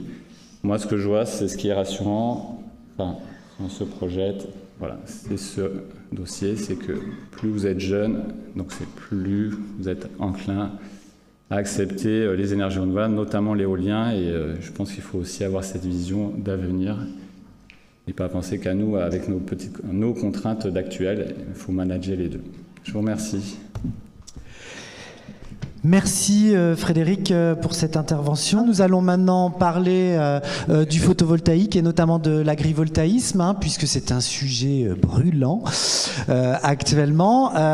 Donc Sébastien, Sébastien Feiss d'Artifex et Blandine Thuel d'Actagri, qui sont sur les politiques agroécologiques, c'est bien ça, vont nous parler un petit peu de ce mouvement qui s'observe. Notamment sur le photovoltaïque sur terre agricole. Donc voilà, bonjour à tous, Sébastien Feiss, dirigeant associé du bureau d'études Artifex. Écoutez, c'est un plaisir d'être dans le Tarn, ça faisait très longtemps qu'il n'y avait pas eu de halte dans ce coin-là. Rapidement, je te laisserai faire ça. Oui, très rapidement, j'enchaîne. J'ai compris qu'on était très en retard. Donc, à l'image un petit peu de ce qui vient d'être dit par Frédéric, et pour reprendre aussi le point de le Tarn, c'est pas la mer, mais on n'est pas loin, puisque la Bastide de Rouerou, qui est une petite bourgade à l'extrême sud-est du département, les agences immobilières, c'est leur premier argument de vente, une maison à 1 heure de la mer. Bon, après, il faut quand même y aller. Mais en tout cas, c'était un petit clin d'œil, et je crois d'ailleurs que les appels à manifestation d'intérêt pour les 3 projets de Méditerranée ont été déclenchés. Donc effectivement, il y a le 4 pour la nouvelle Fos-sur-Mer qui vont... on n'est qu'au stade de manifestation d'intérêt. Pour faire le lien avec le photovoltaïque, vous avez ici la carte du département. Donc ce sont des données issues du ministère avec toutes les incertitudes que cela comporte. En tout cas, pour faire un petit résumé de cette petite carte, où on compte donc 15 projets au sol, 1 projet de serre, 6 projets d'ombrières. Cette carte nous montre indirectement le passé aussi industriel du département et couplé à sa géographie. Donc vous constatez qu'il y a effectivement assez peu de projets photovoltaïques dans l'est du département, qui est un peu la chasse gardée de nos développeurs éoliens, entre guillemets, puisque c'est là où il y a du vent. Et donc là, si vous voulez, les projets du département sont nés sur un passé industriel. Donc vous avez, puisqu'on est effectivement quand même à l'école des mines Albi Carmo, donc ça ne veut pas dire... Ça a un certain sens. Donc tous les points que vous voyez entre Albi et Carmo au nord du département sont finalement des dossiers des projets qui ont été réalisés sur les anciens territoires des mines du Carmozin. Dans le sud du département, vous avez aussi un passé assez industriel du côté de Mazamet notamment, mais là vous voyez quand même qu'il y a eu pas mal de refus. Sinon le reste des projets, en tout cas aujourd'hui présents, sont sur également le long de la vallée du Tarn, du Dadou ou de la Goutte, bien qu'ils ne soient pas très bien représentés, sur des anciennes gravières, puisque tous les lits de rivières sont exploités pour les carrières. Et donc aujourd'hui, c'est un terrain assez propice au développement de projets photovoltaïques, notamment flottants. Il y a pas mal de réflexions aussi sur ces projets-là. Et puis plus localement, vous n'avez pas rencontré, pour ceux qui viennent de Toulouse, de projets, vous n'avez pas vu d'éoliennes, vous n'avez pas vu un panneau photovoltaïque normalement, sauf sur toiture. La ville d'Albi a inauguré son projet photovoltaïque au sol sur un ancien site Charbonnage de France il y a 2 ou 3 ans de ça. Et vous avez aussi au Séquestre, qui est une commune voisine, il y a le circuit qui fait beaucoup de bruit, un projet photovoltaïque d'une dizaine d'années, je crois. Donc voilà, on peut lire en fait à travers les projets d'énergie un petit peu la géographie, le passé d'un territoire. Rapidement, l'Occitanie, c'est 5,8 millions d'habitants. Le Tarn, c'est 400 000. Faites attention au changement d'échelle. En tout cas, on est à peu près à 10% de la production d'Occitanie en solaire photovoltaïque. Ce qui se fait dans le temps, c'est environ 10%. Venons-en au cœur. Le début juillet dernier, il y a eu des petites modifications au sein de la réglementation, puisque donc ce qui a été initié, c'est des changements de seuil que vous voyez à la colonne de droite. Donc il faut savoir que les projets, avant le 1er juillet 2022, c'était les projets de 250 kg qui étaient soumis à la procédure de cas par cas. Donc pour ceux qui ne sont pas au fait, les projets de plus de 1 méga sont systématiquement soumis, entre guillemets, à une étude d'impact environnemental, sauf les ombrières. C'est la nouvelle aussi condition qui a été mise en œuvre. Et donc tout ce qui se passe en dessous, c'est soumis au cas par cas. C'est-à-dire que l'administration se réserve le droit de décider au cas par cas, comme son nom l'indique, de soumettre un projet à étude d'impact ou pas. À noter que la notion d'ombrière, alors aujourd'hui sur les ombrières de parking et sur les installations en toiture, il n'y a plus du tout de notion d'évaluation environnementale, puisque dans les futures lois qui devraient arriver prochainement, donc les parkings je ne vais plus en tête exactement le nombre de mètres carrés, devront obligatoirement se doter d'une structure d'ombrière. Donc, pour faire un petit peu la transition aussi avec l'agrivoltaïsme, aujourd'hui, encore faut-il bien définir ce qu'est une ombrière. Vous avez des ombrières d'élevage, on va faire de la volaille, des choses comme ça dessous, et des ombrières dites dynamiques. Vous avez un exemple donc et c'est pas le seul, mais en tout cas ça a été le premier à Tresserre dans les Pyrénées-Orientales, où on a fait de la vigne, et les premières vendanges ont été faites d'ailleurs l'automne dernier, je crois. Nous avions réalisé d'ailleurs ces études-là. On est sur des structures qui sont totalement différentes en termes de hauteur et en termes d'emprise et de volumétrie, si vous voulez. Donc la définition de l'ombrière aujourd'hui est encore pas claire. Donc ça veut dire en gros que si vous avez un projet agrivoltaïque sur ombrière de plus de 1 MW, la loi vous indique que vous êtes soumis uniquement au cas par cas. Effectivement, l'administration, si elle reçoit un projet de 8 mégas d'ombrière, il y a effectivement peu de chances qu'elle le passe au cas par cas. Mais tout ça pour dire qu'on est encore dans une zone grise en fait. Donc certains développeurs prennent le parti d'entrée de partir sur une étude d'impact, puisque logiquement le projet d'envergure donc sera sans doute soumis à étude d'impact. Mais en tout cas, voilà, on est encore dans cette zone-là aujourd'hui. Les choses ne sont pas très clairement établies. Pour faire un petit focus sur le Tarn, parce que donc voilà, vous avez l'étude d'impact, vous avez plein d'autres choses, des demandes d'autorisation de défrichement, des dossiers loi sur l'eau, des incidences Natura 2000 et des dossiers SNPN, donc on ne va pas tout lister puisqu'on serait sur des projets plus classiques. Exactement. Juste les peu de spécificités pour faire le lien avec l'EPA. L'EPA, c'est une étude préalable agricole. Donc nous réalisons d'ordinaire une étude d'impact environnemental, c'est-à-dire quels sont les impacts du projet sur l'environnement. Nous devons aussi, pour toute surface agricole consommée, prélever. Encore faut-il avoir une homogénéité sur qu'est-ce que veut dire une surface agricole prélevée de manière définitive, entre guillemets. En tout cas, à la fois on évalue les risques, les impacts sur l'environnement, à la fois on les évalue aussi sur les filières, de manière plus générale sur l'agriculture. Donc dans le Tarn, il y a 3 conditions. Condition de nature, un projet soumis à étude d'impact sera soumis à étude préalable agricole. Une condition de localisation, si on est en zone agricole, si on est dans une zone à urbaniser, si on a eu une activité agricole sur les 3 ou les 5 dernières années, cela aussi donne un argument supplémentaire pour faire ou pas une étude préalable agricole. Et enfin, cette fameuse surface prélevée, d'ordinaire de manière nationale, on était à 5 hectares, dans le Tarn on est plutôt sur 1 hectare, qui déclenche donc la réalisation d'une EPA. J'en ai bientôt terminé, je voulais juste faire un petit rapprochement avec, finalement, avec aussi l'éolien, ou en tout cas de manière générale les énergies. Autant dans le Tarn, on a quand même un panel d'énergie qui est assez bien distribué, nous sommes un département assez bien hydroélectrifié, on est plutôt bien doté en termes d'éolien. En termes de méthanisation aussi, il y a des projets de biogaz agricole. Et en termes de photovoltaïque, nous en tout cas, ce qui n'a pas été démontré sur la carte tout à l'heure, c'est vrai qu'on n'est pas à notre modeste échelle de bureau d'études, on est quand même sur un certain nombre de projets, donc on n'est pas les seuls qui travaillent sur ce secteur-là. Donc en tout cas, dans le vivier de projets, c'est vrai qu'il faudra faire attention, en tout cas ce sera un des enjeux, et Frédéric en parlait tout à l'heure, le fait que le paysage pourra être amené à changer. Donc effectivement, le paysage est une notion quand même qui n'est pas la même pour tout le monde en fait, hein. C'est pas une science dure. Et donc sur des projets agrivoltaïques, si ce sont des projets avec des tailles différentes, eh bien les impacts seront quand même différents. Donc ça, il faut qu'on soit quand même assez attentif dans la filière, à la fois sur les effets cumulés, puisque même dans les cas de dossiers soumis au cas par cas, l'administration peut nous demander aussi des notes complémentaires en écologie, en paysage. On a eu le cas dans l'Aude où on a eu une demande spécifique sur oui, mais qu'est-ce qui va se passer avec les effets cumulés. Donc là, effectivement, ça va être un sujet qui va prendre de plus en plus d'ampleur finalement dans les années à venir, puisque plus il y aura de projets, et bien plus on va le voir et plus on va devoir le traiter.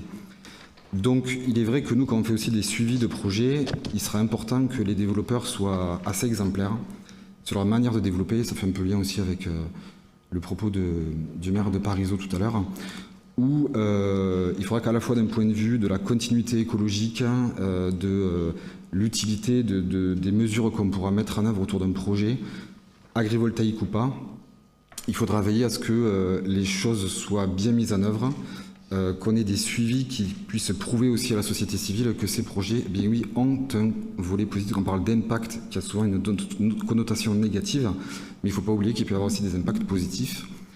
Donc voilà, d'un point de vue paysager et biodiversité, il ne faudra pas négliger non plus ces projets, à la fois sur des projets agricoles ou non agricoles, puisqu'il y a encore quand même quelques réserves foncières, effectivement, qui s'amenuisent, qui sont plus difficiles à attraper, j'imagine, pour vous.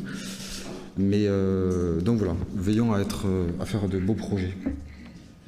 Merci. Alors Blandine Tuel d'Actagri, qu'est-ce que vous observez sur l'agrivoltaïsme et comment peut-on atteindre cette qualité ? Alors on m'a demandé de faire un focus dans le Tarn, mais pour parler d'agrivoltaïsme, ce matin, on a entendu souveraineté énergétique, on est tous d'accord. Et on a entendu derrière souveraineté énergétique le fait qu'on allait faire un peu focus sur des terres qui sont alléchantes, c'est-à-dire les terres agricoles. Et donc là, gros malaise, entre guillemets, pour les parties agricoles concernées, parce que là, on est confronté aussi à un enjeu extrêmement important, qui est la souveraineté alimentaire. Et cet enjeu, on l'a vraiment aussi vécu de par les dernières années, que ce soit le Covid ou notamment la guerre en Ukraine. Et donc l'agrivoltaïsme est vraiment au confluent de deux enjeux extrêmement importants et qui ont des répercussions extrêmement importantes dans l'avenir de nos territoires, des filières agricoles, et donc de la pérennité et de l'acceptabilité de l'ensemble de cette nouvelle filière en devenir, et comme le soulignait Sébastien, mais on a été plusieurs aussi à le souligner, qui va aussi poser un certain nombre de questions en termes d'acceptabilité. Et donc, on a vraiment un devoir de réaliser des dossiers, notamment au démarrage de cette activité, qui soient les plus exemplaires possibles.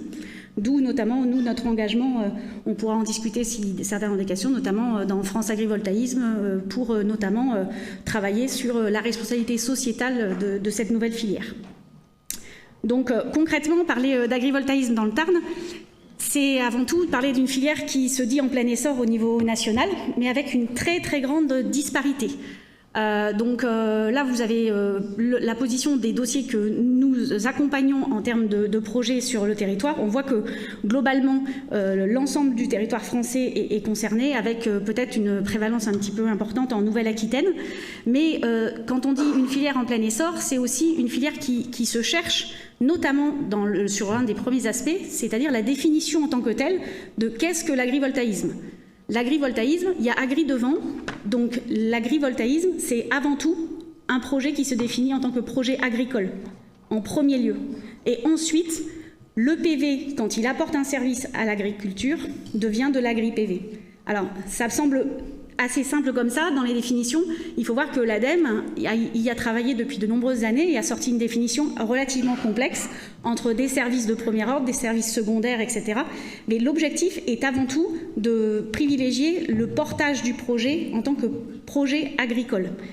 Donc ça, c'est vraiment important. Et il faut voir qu'en plus de ces définitions successives, et on suit, nous tous ici, les débats de nos parlementaires, et notamment voilà, qui touchent à simplifier cette notion d'agrivoltaïsme, certains voulant y mettre l'ensemble des actions sur terre agricole, et d'autres essayant vraiment de le recentrer sur de l'agrivoltaïsme dit dynamique, et donc qui fait le lien en fait avec les différents débats des technologies utilisées, donc que ce soit des trackers, que ce soit des panneaux fixes, des ombrières, des panneaux verticaux, etc. Ce n'était pas l'objet de mon intervention ce matin, mais on a aussi un grand champ d'innovation sur cette filière-là, des opérateurs PV, pour adapter les structures photovoltaïques aux projets agricoles. Donc là, on est assez loin quand même de l'image que vous avez du PV au sol classique sur terre dégradée. En revanche aussi, dans le contexte de l'agrivoltaïsme, avant d'aborder le contexte du Tarn, c'est aussi qu'on est aussi sur un process de mise en place de labels, notamment le label AFNOR qui est intervenu sur les grandes cultures en janvier dernier, et actuellement le label AFNOR sur les productions animales qui va sortir normalement au mois de décembre. Donc voilà, globalement, c'est un contexte qui est en très grande évolution et où il y a notamment une très forte demande et une tension vis-à-vis des opérateurs PV sur le monde agricole. Et je prends bien ce terme de tension parce que on a bien vu que l'enjeu se situait sur terre agricole et qu'ensuite on avait ces enjeux de souveraineté alimentaire derrière et de compréhension aussi du monde agricole qui fait qu'on a sur le territoire français des situations extrêmement disparates selon les départements. Donc là, c'est vraiment quelque chose d'important. Aussi également, pour vous situer aussi l'agrivoltaïsme, ce n'est plus que simplement des moutons sous panneaux. Alors je suis un peu directive comme ça, mais très clairement, c'était aussi facile pour des opérateurs PV au départ de se dire on connaît le PV au sol, ben voilà, on va légèrement les redresser ou pas forcément et on mettra des ovins dessus. Une production agricole, par définition, c'est de produire des agneaux qui vont dans des filières pour l'alimentation. Le simple fait de pâturer n'est pas une production agricole. Donc l'éco-pâturage ne fait pas partie de la définition pure de l'agrivoltaïsme. C'est un détail important aussi, parce qu'il faut vraiment aussi dire que là, on est vraiment sur une orientation projet agricole viable et durable, sans l'apport du PV pour le porteur de projet agricole. Et donc, par rapport aux typologies de projets en agrivoltaïsme, on a une diversité des profils de projets sur l'ensemble du territoire français. Les ovins sont effectivement souvent prédominants, autour des 20-22% chez nous. En revanche, on a énormément d'autres filières, notamment animales, du caprin, du bovin lait, du bovin viande, qui sont vraiment des filières qui ont vraiment de vraies synergies à trouver avec des panneaux photovoltaïques qui touchent à l'organisation du travail sur les systèmes d'élevage, qui touchent à la préservation des prédateurs, notamment le loup dans certaines zones, ou notamment des rapaces, qui touchent également à des notions de bien-être avec le fait qu'un ruminant est en stress thermique au-delà de 25 degrés. Donc là, vous avez vu qu'avec l'été qu'on a eu, on a eu beaucoup de zones où les animaux étaient vraiment contraints par la chaleur. Donc tout ça, en fait, voilà, c'est une diversité sur les productions animales. Mais après, on peut voir qu'il y a aussi les parcours de poules pondeuses et un certain nombre de volailles, des gibiers, etc. Et puis après, on a vraiment le champ des grandes cultures qui est en train vraiment de prendre un grand essor dans certaines régions, que ce soit des cultures en sec ou des cultures en irrigué, sachant que la mise en place des technologies photovoltaïques permet aussi, des fois, les systèmes d'irrigation et même renforce les systèmes d'irrigation. Et dans certains cas, le PV va permettre de limiter ce qu'on appelle l'évapotranspiration des plantes et donc une meilleure efficience de l'utilisation d'eau. Et donc, on rejoint un fort enjeu agricole qui est donc la capacité à avoir de l'eau pour amener les cultures à leur optimum de production. Donc vous voyez qu'on a une très grande diversité, mais on a une dynamique de département relativement variée. Donc pourquoi? Alors c'est comme l'a évoqué donc Sébastien, ce sont donc des permis qui sont donc délivrés à l'échelle départementale, avec là encore une multitude de chartes, de doctrines, de motions et qui sont très disparates d'un département à l'autre. Qui sont donc souvent à l'initiative donc des partis agricoles, des chambres d'agriculture ou des syndicats de filière.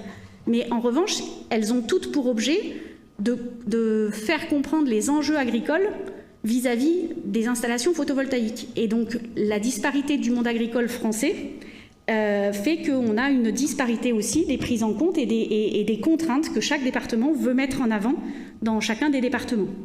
Alors, la spécificité réellement des projets agri-PV, c'est qu'on l'a bien dit, au cœur démarre le projet agricole, qu'il doit montrer une pérennité sur une installation qui peut durer 20, 30 ou 40 ans. Donc un agriculteur, il a besoin de temps aussi pour s'investir et s'engager sur une durée longue, avec toutes les questions qui se passent sur la transmissibilité des terres agricoles, sur les prix des terres agricoles, sur un certain nombre de pérennités de conduites agronomiques. Actuellement, on a certaines conduites sur terre agricole avec des techniques simplifiées de gestion du sol, etc. Quid du matériel agricole sur une durée de 30 ans, etc. Donc beaucoup d'interrogations, beaucoup de questions qui sont soulevées, donc un temps de maturation très forte, qui est suivi ensuite d'une contractualisation entre l'opérateur PV, le propriétaire du foncier et l'exploitant, qui doit être bien réfléchi pour tenir en compte tous ces enjeux-là. Et c'est nouveau, donc il y a énormément de choses à travailler et à construire ensemble. Et ensuite, c'est vraiment d'écrire un projet agricole extrêmement lisible. Et donc, on est soumis à une contrainte de temps. Et donc, il faut voir qu'un projet agrivoltaïque, en moyenne, il faut 18 mois, globalement, pour arriver à pouvoir le déposer en CDPENAF. Voilà l'intérêt les spécificités de ces projets, et donc notamment un lien extrêmement important qui doit être réalisé en concertation avec les parties prenantes agricoles, qui sont nombreuses. Et donc, si on fait le focus sur le Tarn, vous l'avez vu sur la carte générale, le Tarn n'a pour l'instant aucune charte établie, aucune doctrine, à part donc la connaissance des doctrines par filière. En revanche, les élus de la Chambre d'agriculture ont vraiment pris à bras-le-corps ce dossier depuis plusieurs années. Il est complexe. Je sais que le thème de la session Chambre à venir est sur le thème de l'agrivoltaïsme et la position de la Chambre d'agriculture du Tarn, avec la volonté pour le Tarn d'avoir une attention particulière sur des projets dits collectifs et de territoire. Donc actuellement dans le Tarn, nous menons notamment donc un projet sur les Monts de la Cône, le territoire des Monts de la Cône avec un opérateur. Et également, nous avons des actions de concertation sur des projets dans le sud du Tarn et également une dizaine de projets type agri-PV. Seulement, voilà, on doit faire face à un certain nombre de réticences face aux parties prenantes agricoles qui sont tout à fait compréhensibles et des échéances, notamment, on a parlé sur le parc, j'y reviendrai pas, mais sur la charte du parc qui, à l'époque, a été construite alors même que l'agri-PV n'était pas connu et ne faisait pas débat. Et la prochaine charte sera vraiment effective dans 3 ans. Et donc voilà, quid de ce temps des 2 prochaines années, comment les parties prenantes prendront en compte ces éléments-là et prendront en compte la pertinence des projets agricoles qui leur seront présentés. Merci beaucoup Blandine Thuel. Donc du coup, pas de charte dans le Tarn, mais des travaux sur lesquels s'appuyer dans les discussions. Ici, la définition de l'ADEME avec une grande spécialité, c'est-à-dire un tableur pour pouvoir savoir si on est seulement sur un projet photovoltaïque qui utilise des terres agricoles ou qui met en place un degré de synergie et qui pourrait s'apparenter à cette définition de l'agrivoltaïsme. Des travaux actuellement en cours au sein du CERF avec des thématiques importantes sur le fait que l'installation agrovoltaïque apporte des réponses sur l'adaptation au changement climatique, la protection contre les aléas, tient compte de la biodiversité, du bien-être animal, de l'amélioration du potentiel agronomique, des écosystèmes agricoles. Donc tout un tas de thématiques qui sont listées et qui commencent à être reprises également dans les travaux du Sénat, comme vous pouvez le voir ici, et qui permettent d'établir non seulement une définition, mais aussi une méthode de travail autour de ces projets. Et donc, c'est dans ce contexte-là où tout à chacun peut se saisir, hein, que ce soit les DREA, les DDT, les chambres d'agriculture, pour pouvoir travailler, commencer à étudier ces projets-là sous ces éléments qui sont objectifs. Il y a des retours d'expérience maintenant, notamment sur les pousses d'herbe, et ce que vous venez de dire à l'instant sur les périodes caniculaires. Donc nous aussi, au sein de Sémater, on souhaite également, à l'image de la charte biodiversité, s'engager sur un certain nombre de points et d'établir une charte qui permet, derrière 5 grands thèmes, de mettre un certain nombre d'engagements, d'être lisible et d'engager une démarche de concertation à l'échelle de l'Occitanie avec des grands acteurs comme l'Adréal, la région, la Chambre régionale agriculture, les représentants de la profession agricole, pour trouver une démarche autour de l'approche environnementale en cohérence avec la charte biodiversité sur ces projets qui se présentent, qui se développent, c'est une réalité. Également des accords et des engagements sur le foncier et le revenu agricole pour éviter des phénomènes de spéculation qui sont nuisibles pour la profession agricole et qui permettent également de mieux répartir les revenus photovoltaïques, probablement comme ce que vous venez de dire, sur une répartition plus collective, de bien enraciner l'activité agricole dans le projet agrivoltaïque avec une co-construction avec les exploitants, d'être en cohérence avec ce qui se passe sur le territoire.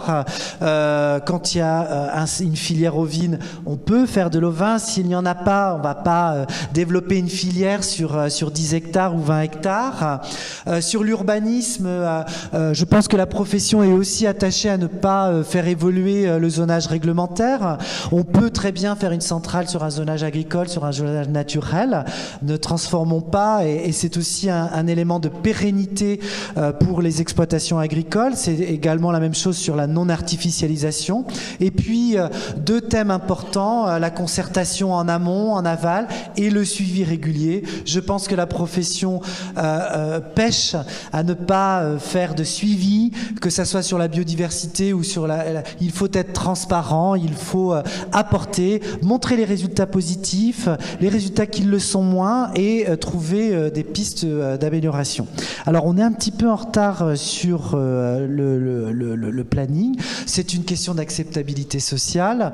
Je propose quand même qu'on puisse enchaîner avec la présentation de Rachel, puisque c'est vrai que Rachel Jouan, qui est consultante sur ces questions d'accompagnement au changement climatique, vas-y, je t'en prie, Rachel, a eu une expérience notamment sur l'éolien, et donc souhaitait nous en faire part sur ces questions d'acceptabilité, puisque ces questions d'acceptabilité, elles vaut pour la profession agricole, pour les citoyens, et donc peut-être passer à sa présentation et ensuite engager un petit temps de débat.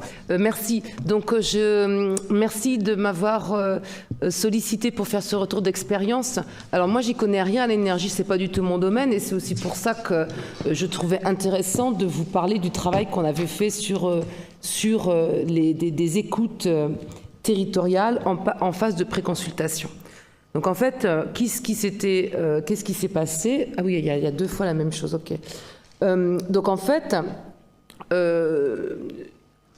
nous avons été sollicités par un développeur éolien parce que dans mon métier, donc je suis une experte de l'adaptation au changement climatique, donc on est quand même très loin des ENR, puisque l'adaptation, c'est les impacts du changement climatique sur les territoires. Mais dans le cadre de ce métier-là, on a bien entendu une grande habitude d'avoir des interviews avec des acteurs locaux et aussi une grande habitude de la concertation et de l'animation du travail collectif. Donc c'est dans ce cadre-là que nous avons été sollicités. Donc en fait, on était sur un projet éolien sur un terrain communal, dans un parc naturel régional, avec des premiers contacts qui étaient tendus entre le développeur et certains acteurs du territoire, en particulier des éleveurs qui travaillaient sur ou à proximité du terrain pressenti. Voilà. Donc, en même temps, ce projet était porté par un conseil municipal, mais qui s'est retrouvé un peu dans une impasse, etc. Donc, bref, on a décidé, ils ont décidé de financer une mission d'écoute territoriale pour essayer de voir un peu ce qui pouvait se jouer, où étaient les craintes, qui étaient les alliés, les gens qui étaient contre. Et c'est ce dont je vais vous parler aujourd'hui. Donc, on est dans le cadre d'un projet éolien. Ce type d'approche donc d'écoute territoriale a aussi été mené dans le cadre d'un projet photovoltaïque citoyen dans l'Aude, à Luc-sur-Aude. Voilà. J'ai fait une bonne transition. Voilà, ce n'est pas moi qui l'ai mené, mais en tout cas, voilà. Donc en fait, comment est-ce qu'on a travaillé ?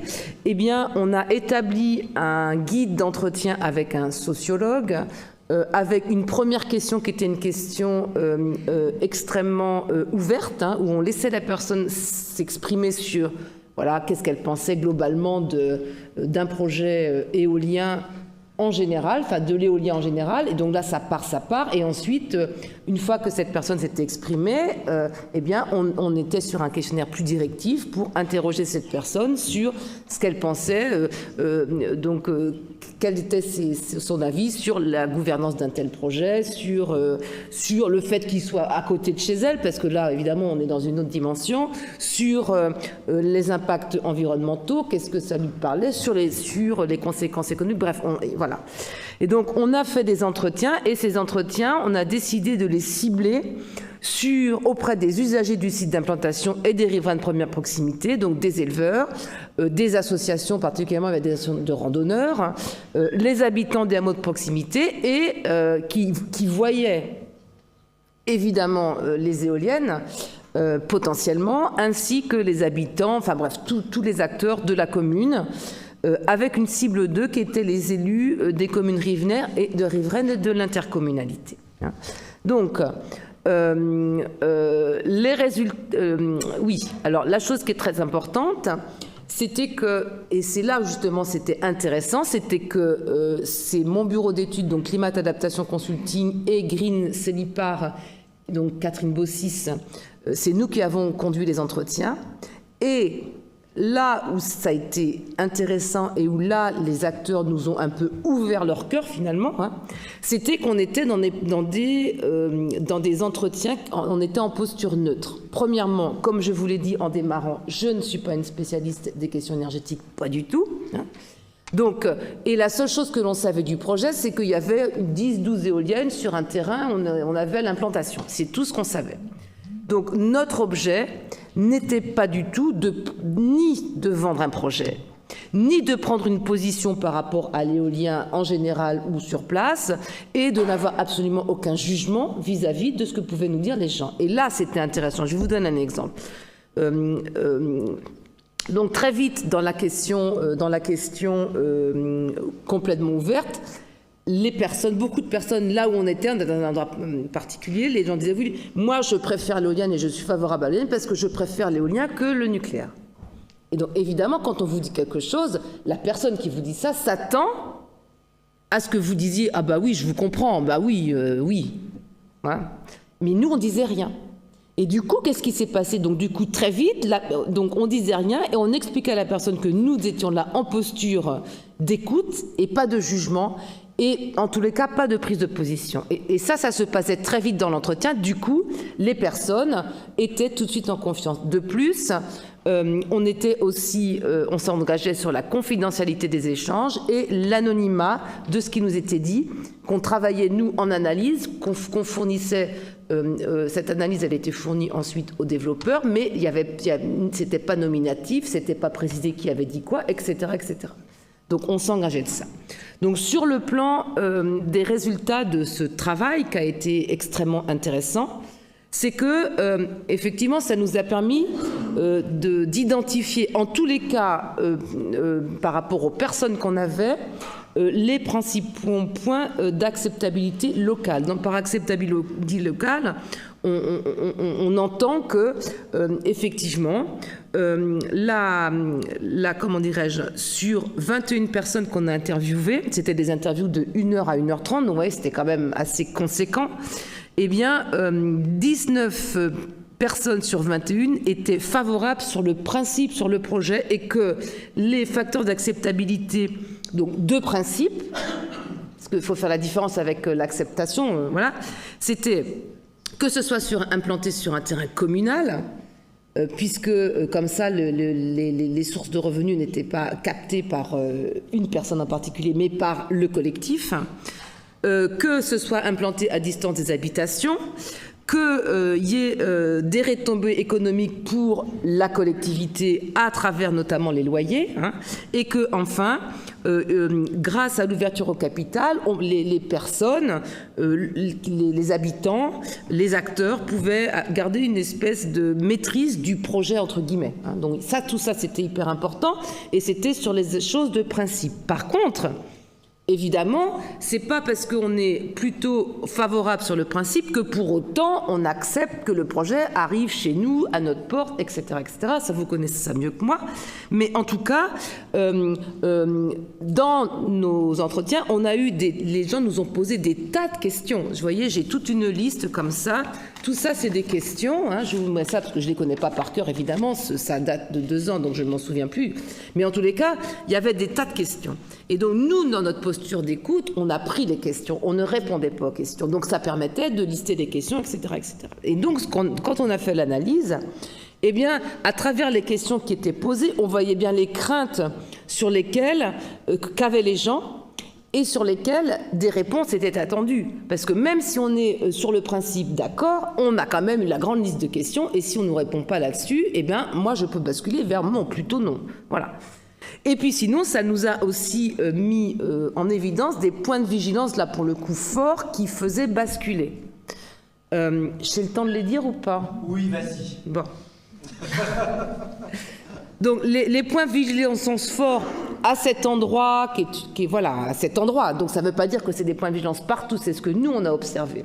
Et c'est aussi ce qui est important pour le développeur, parce que le développeur, il est sur un projet à un endroit, il n'est pas sur des trucs généraux. Donc là, c'était que le nombre d'éoliennes devait être limité.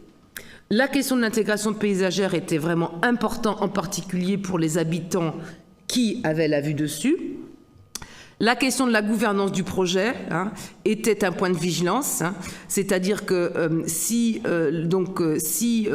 il n'y avait pas suffisamment d'ouverture au capital, etc., ça pouvait faire basculer des gens contre. La conduite du projet aussi, c'est-à-dire qu'il y a une très très grande demande de transparence. Quand le développeur arrive sur place, vient, fait des travaux, conduit, etc., et être transparent sur ce qui va se passer, comment ça va se passer, etc., etc. Et puis, il y avait aussi des points de vigilance que nous, on a levés, parce que dans nos entretiens, on n'a pas communiqué, on n'a pas pu interviewer des opposants potentiels organisés qui sont souvent extraterritoriaux, mais qu'on a choisi à ce stade-là de ce travail qui était finalement un travail assez pilote, on les avait pas interviewés, donc on ne sait pas leur position. Voilà. Donc du coup, tout ce travail a permis de mettre à la fois les points d'acceptabilité qui sont généralement connus, mais d'identifier les questions qui ont d'ailleurs, il y a eu plein de questions qui ont surpris le développeur. par exemple. Ils ne s'attendaient vraiment pas à ce qu'on pense ce genre de questions. Et les points de vigilance. Il y a aussi une chose que j'ai oublié de mentionner, je m'en rappelle juste maintenant, c'est qu'il y a aussi beaucoup de questions et de craintes sur l'impact environnemental et l'impact sanitaire pour les personnes. Hein. Et parce que là encore, on a envie d'en savoir plus, en entendant ci, voilà, il y a besoin de clarification par rapport à ces questions-là. Donc toujours est-il qu'avec tout ça, ça nous a aussi permis à la fin d'avoir finalement une espèce de typologie d'acteurs, qui dit quoi, de où, et ça permet aussi aux porteurs de projets finalement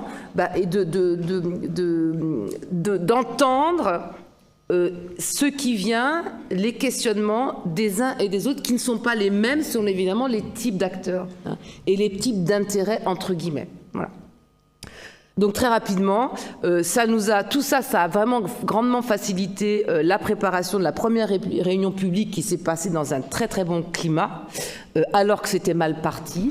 Sont venus même des gens qui avaient fait partie des premiers groupes d'éleveurs qui étaient en grande tension, parce que nous, on a mis quand même très longtemps à réussir à obtenir des rendez-vous téléphoniques parce que ça s'était mal passé. On avait réussi à discuter avec 2 éleveurs et du coup, comme ça s'était bien passé, d'autres étaient venus. Donc vous voyez, c'est quand même super intéressant. Évidemment, le fait de savoir quelles sont les positions des uns et des autres, pas en termes que personne, mais en termes de typologie de personnes, de métiers, d'intervenants, etc. Ben, ça permet d'ajuster les stratégies, en tous les cas, les discussions qu'on va avoir avec ces personnes, avec ces groupes de personnes, ou les discussions, ou les échanges, ou les réponses à apporter. Hein. Et puis, donc tout ça, ça permet de faire des recommandations pour la concertation. Et voilà. C'est bien ça, Rachel. Et alors, du coup, l'ambiance était positive à la fin, et il y a eu un véritable changement grâce à ce travail d'écoute. Bah, écoute, en tout cas, nous, on n'était pas avant, puisque en fait, nous avons été appelés finalement un peu à la rescousse. D'accord. Hein. Donc, les premières réunions avaient été tendues. Alors, notamment, là, je suis vraiment transparente. Hein. Notamment, par exemple, lorsque le développeur en question avait rencontré les éleveurs par 2 fois, les éleveurs se sont sentis, mais alors, ils nous ont dit, on avait l'impression d'être les Indiens dans la réserve à qui on donnait des breloques. Parce que le développeur est arrivé et plutôt que d'écouter finalement les éleveurs sur leurs problématiques de travail, leur attachement au territoire, à l'attachement sensible, enfin bon, dans des plateaux, hauts plateaux, etc. Vous doutez bien qu'il y a une relation à la nature qui n'est pas du tout la même que des gens qui vivent en ville et qui disent « Tiens, les éoliennes, je ne les vois pas, c'est là-bas, ce territoire, il est vide, il ne vaut rien, il n'y a rien, etc. » Non, voilà. Donc, le développeur n'a pas écouté d'abord quelles étaient les craintes en tous les cas, mais même au-delà des craintes, la sensibilité voilà. Et ils sont arrivés en disant oui, vous inquiétez pas, on va vous payer les colliers pour les loups et tout, on va refaire les passages pour que les loups puissent pas passer, alors qu'ils n'avaient rien demandé les éleveurs. Et ils se sont sentis imposer des choses qu'ils n'avaient pas demandé et pas écouter. Donc voilà, donc ça sert à ça aussi. Donc du coup, c'était hyper tendu. Donc nous, quand on a fait les écoutes, là, on a fait des écoutes. On est dans des endroits où il y avait assez peu d'habitants. Hein. Donc du coup, on a interviewé que 21 personnes, mais dans des petits villages, le bouche-oreille va très très vite. Et donc du coup, en réunion publique, on s'est retrouvé avec 30 ou 40 personnes, ce qui était beaucoup pour cet endroit. Et sont venus là, et dans une ambiance très, très détendue, dans laquelle le projet a été présenté, et surtout, on a, donc nous, notre rôle, c'était un rôle d'animer et d'arbitre, en fait, on était en fait à l'interface entre le développeur qui répondait à des questions et les personnes qui étaient présentes. Et du coup, on a répondu, ça a donné la possibilité d'une expression et de réponse notamment à toutes ces questions qui avaient été posées, puisqu'on a fait une restitution de ce qu'on avait trouvé avec ces écoutes. Hein.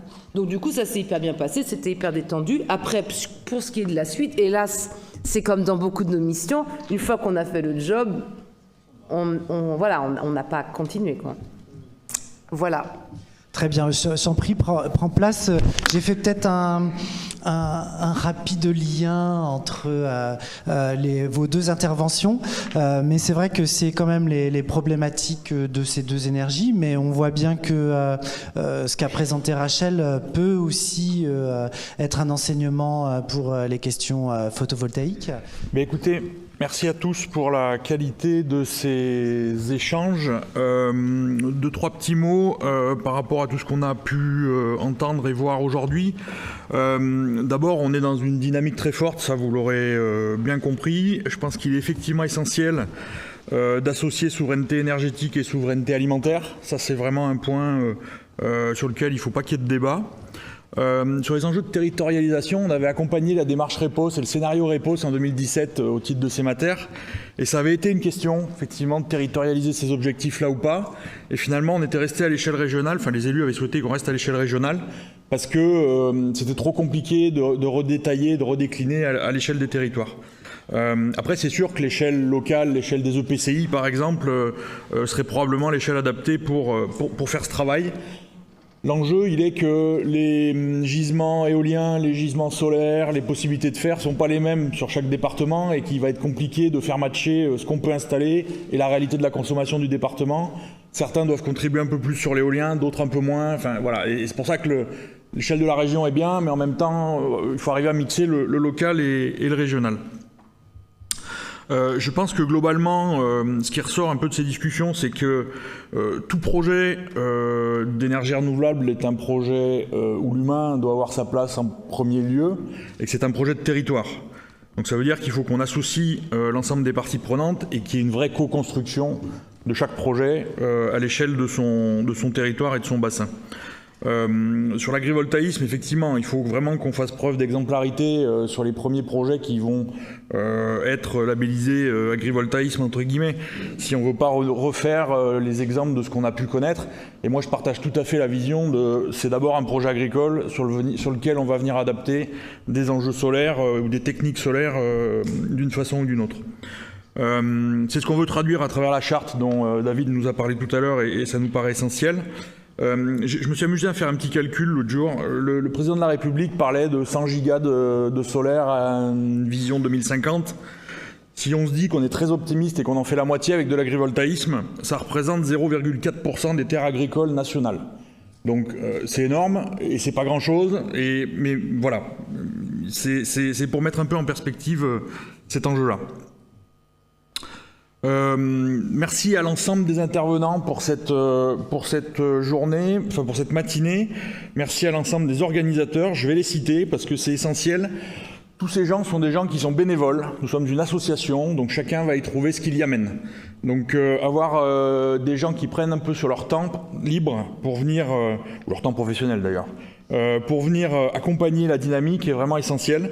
Donc au premier lieu, David Chabot, Christophe Arjani, Anaïs Mourgue et Alexandre Rouanet donc de Reden, Mathieu Roncin, et puis nos intervenants, François Olaz de la région, merci d'avoir été là, Frédéric Petit de Valorem, Sébastien Feiss, Blandine Tuel, et puis Rachel Jouan, que je découvre aujourd'hui, et c'est vrai que c'est un vrai plaisir d'aborder nos enjeux sous un angle différent.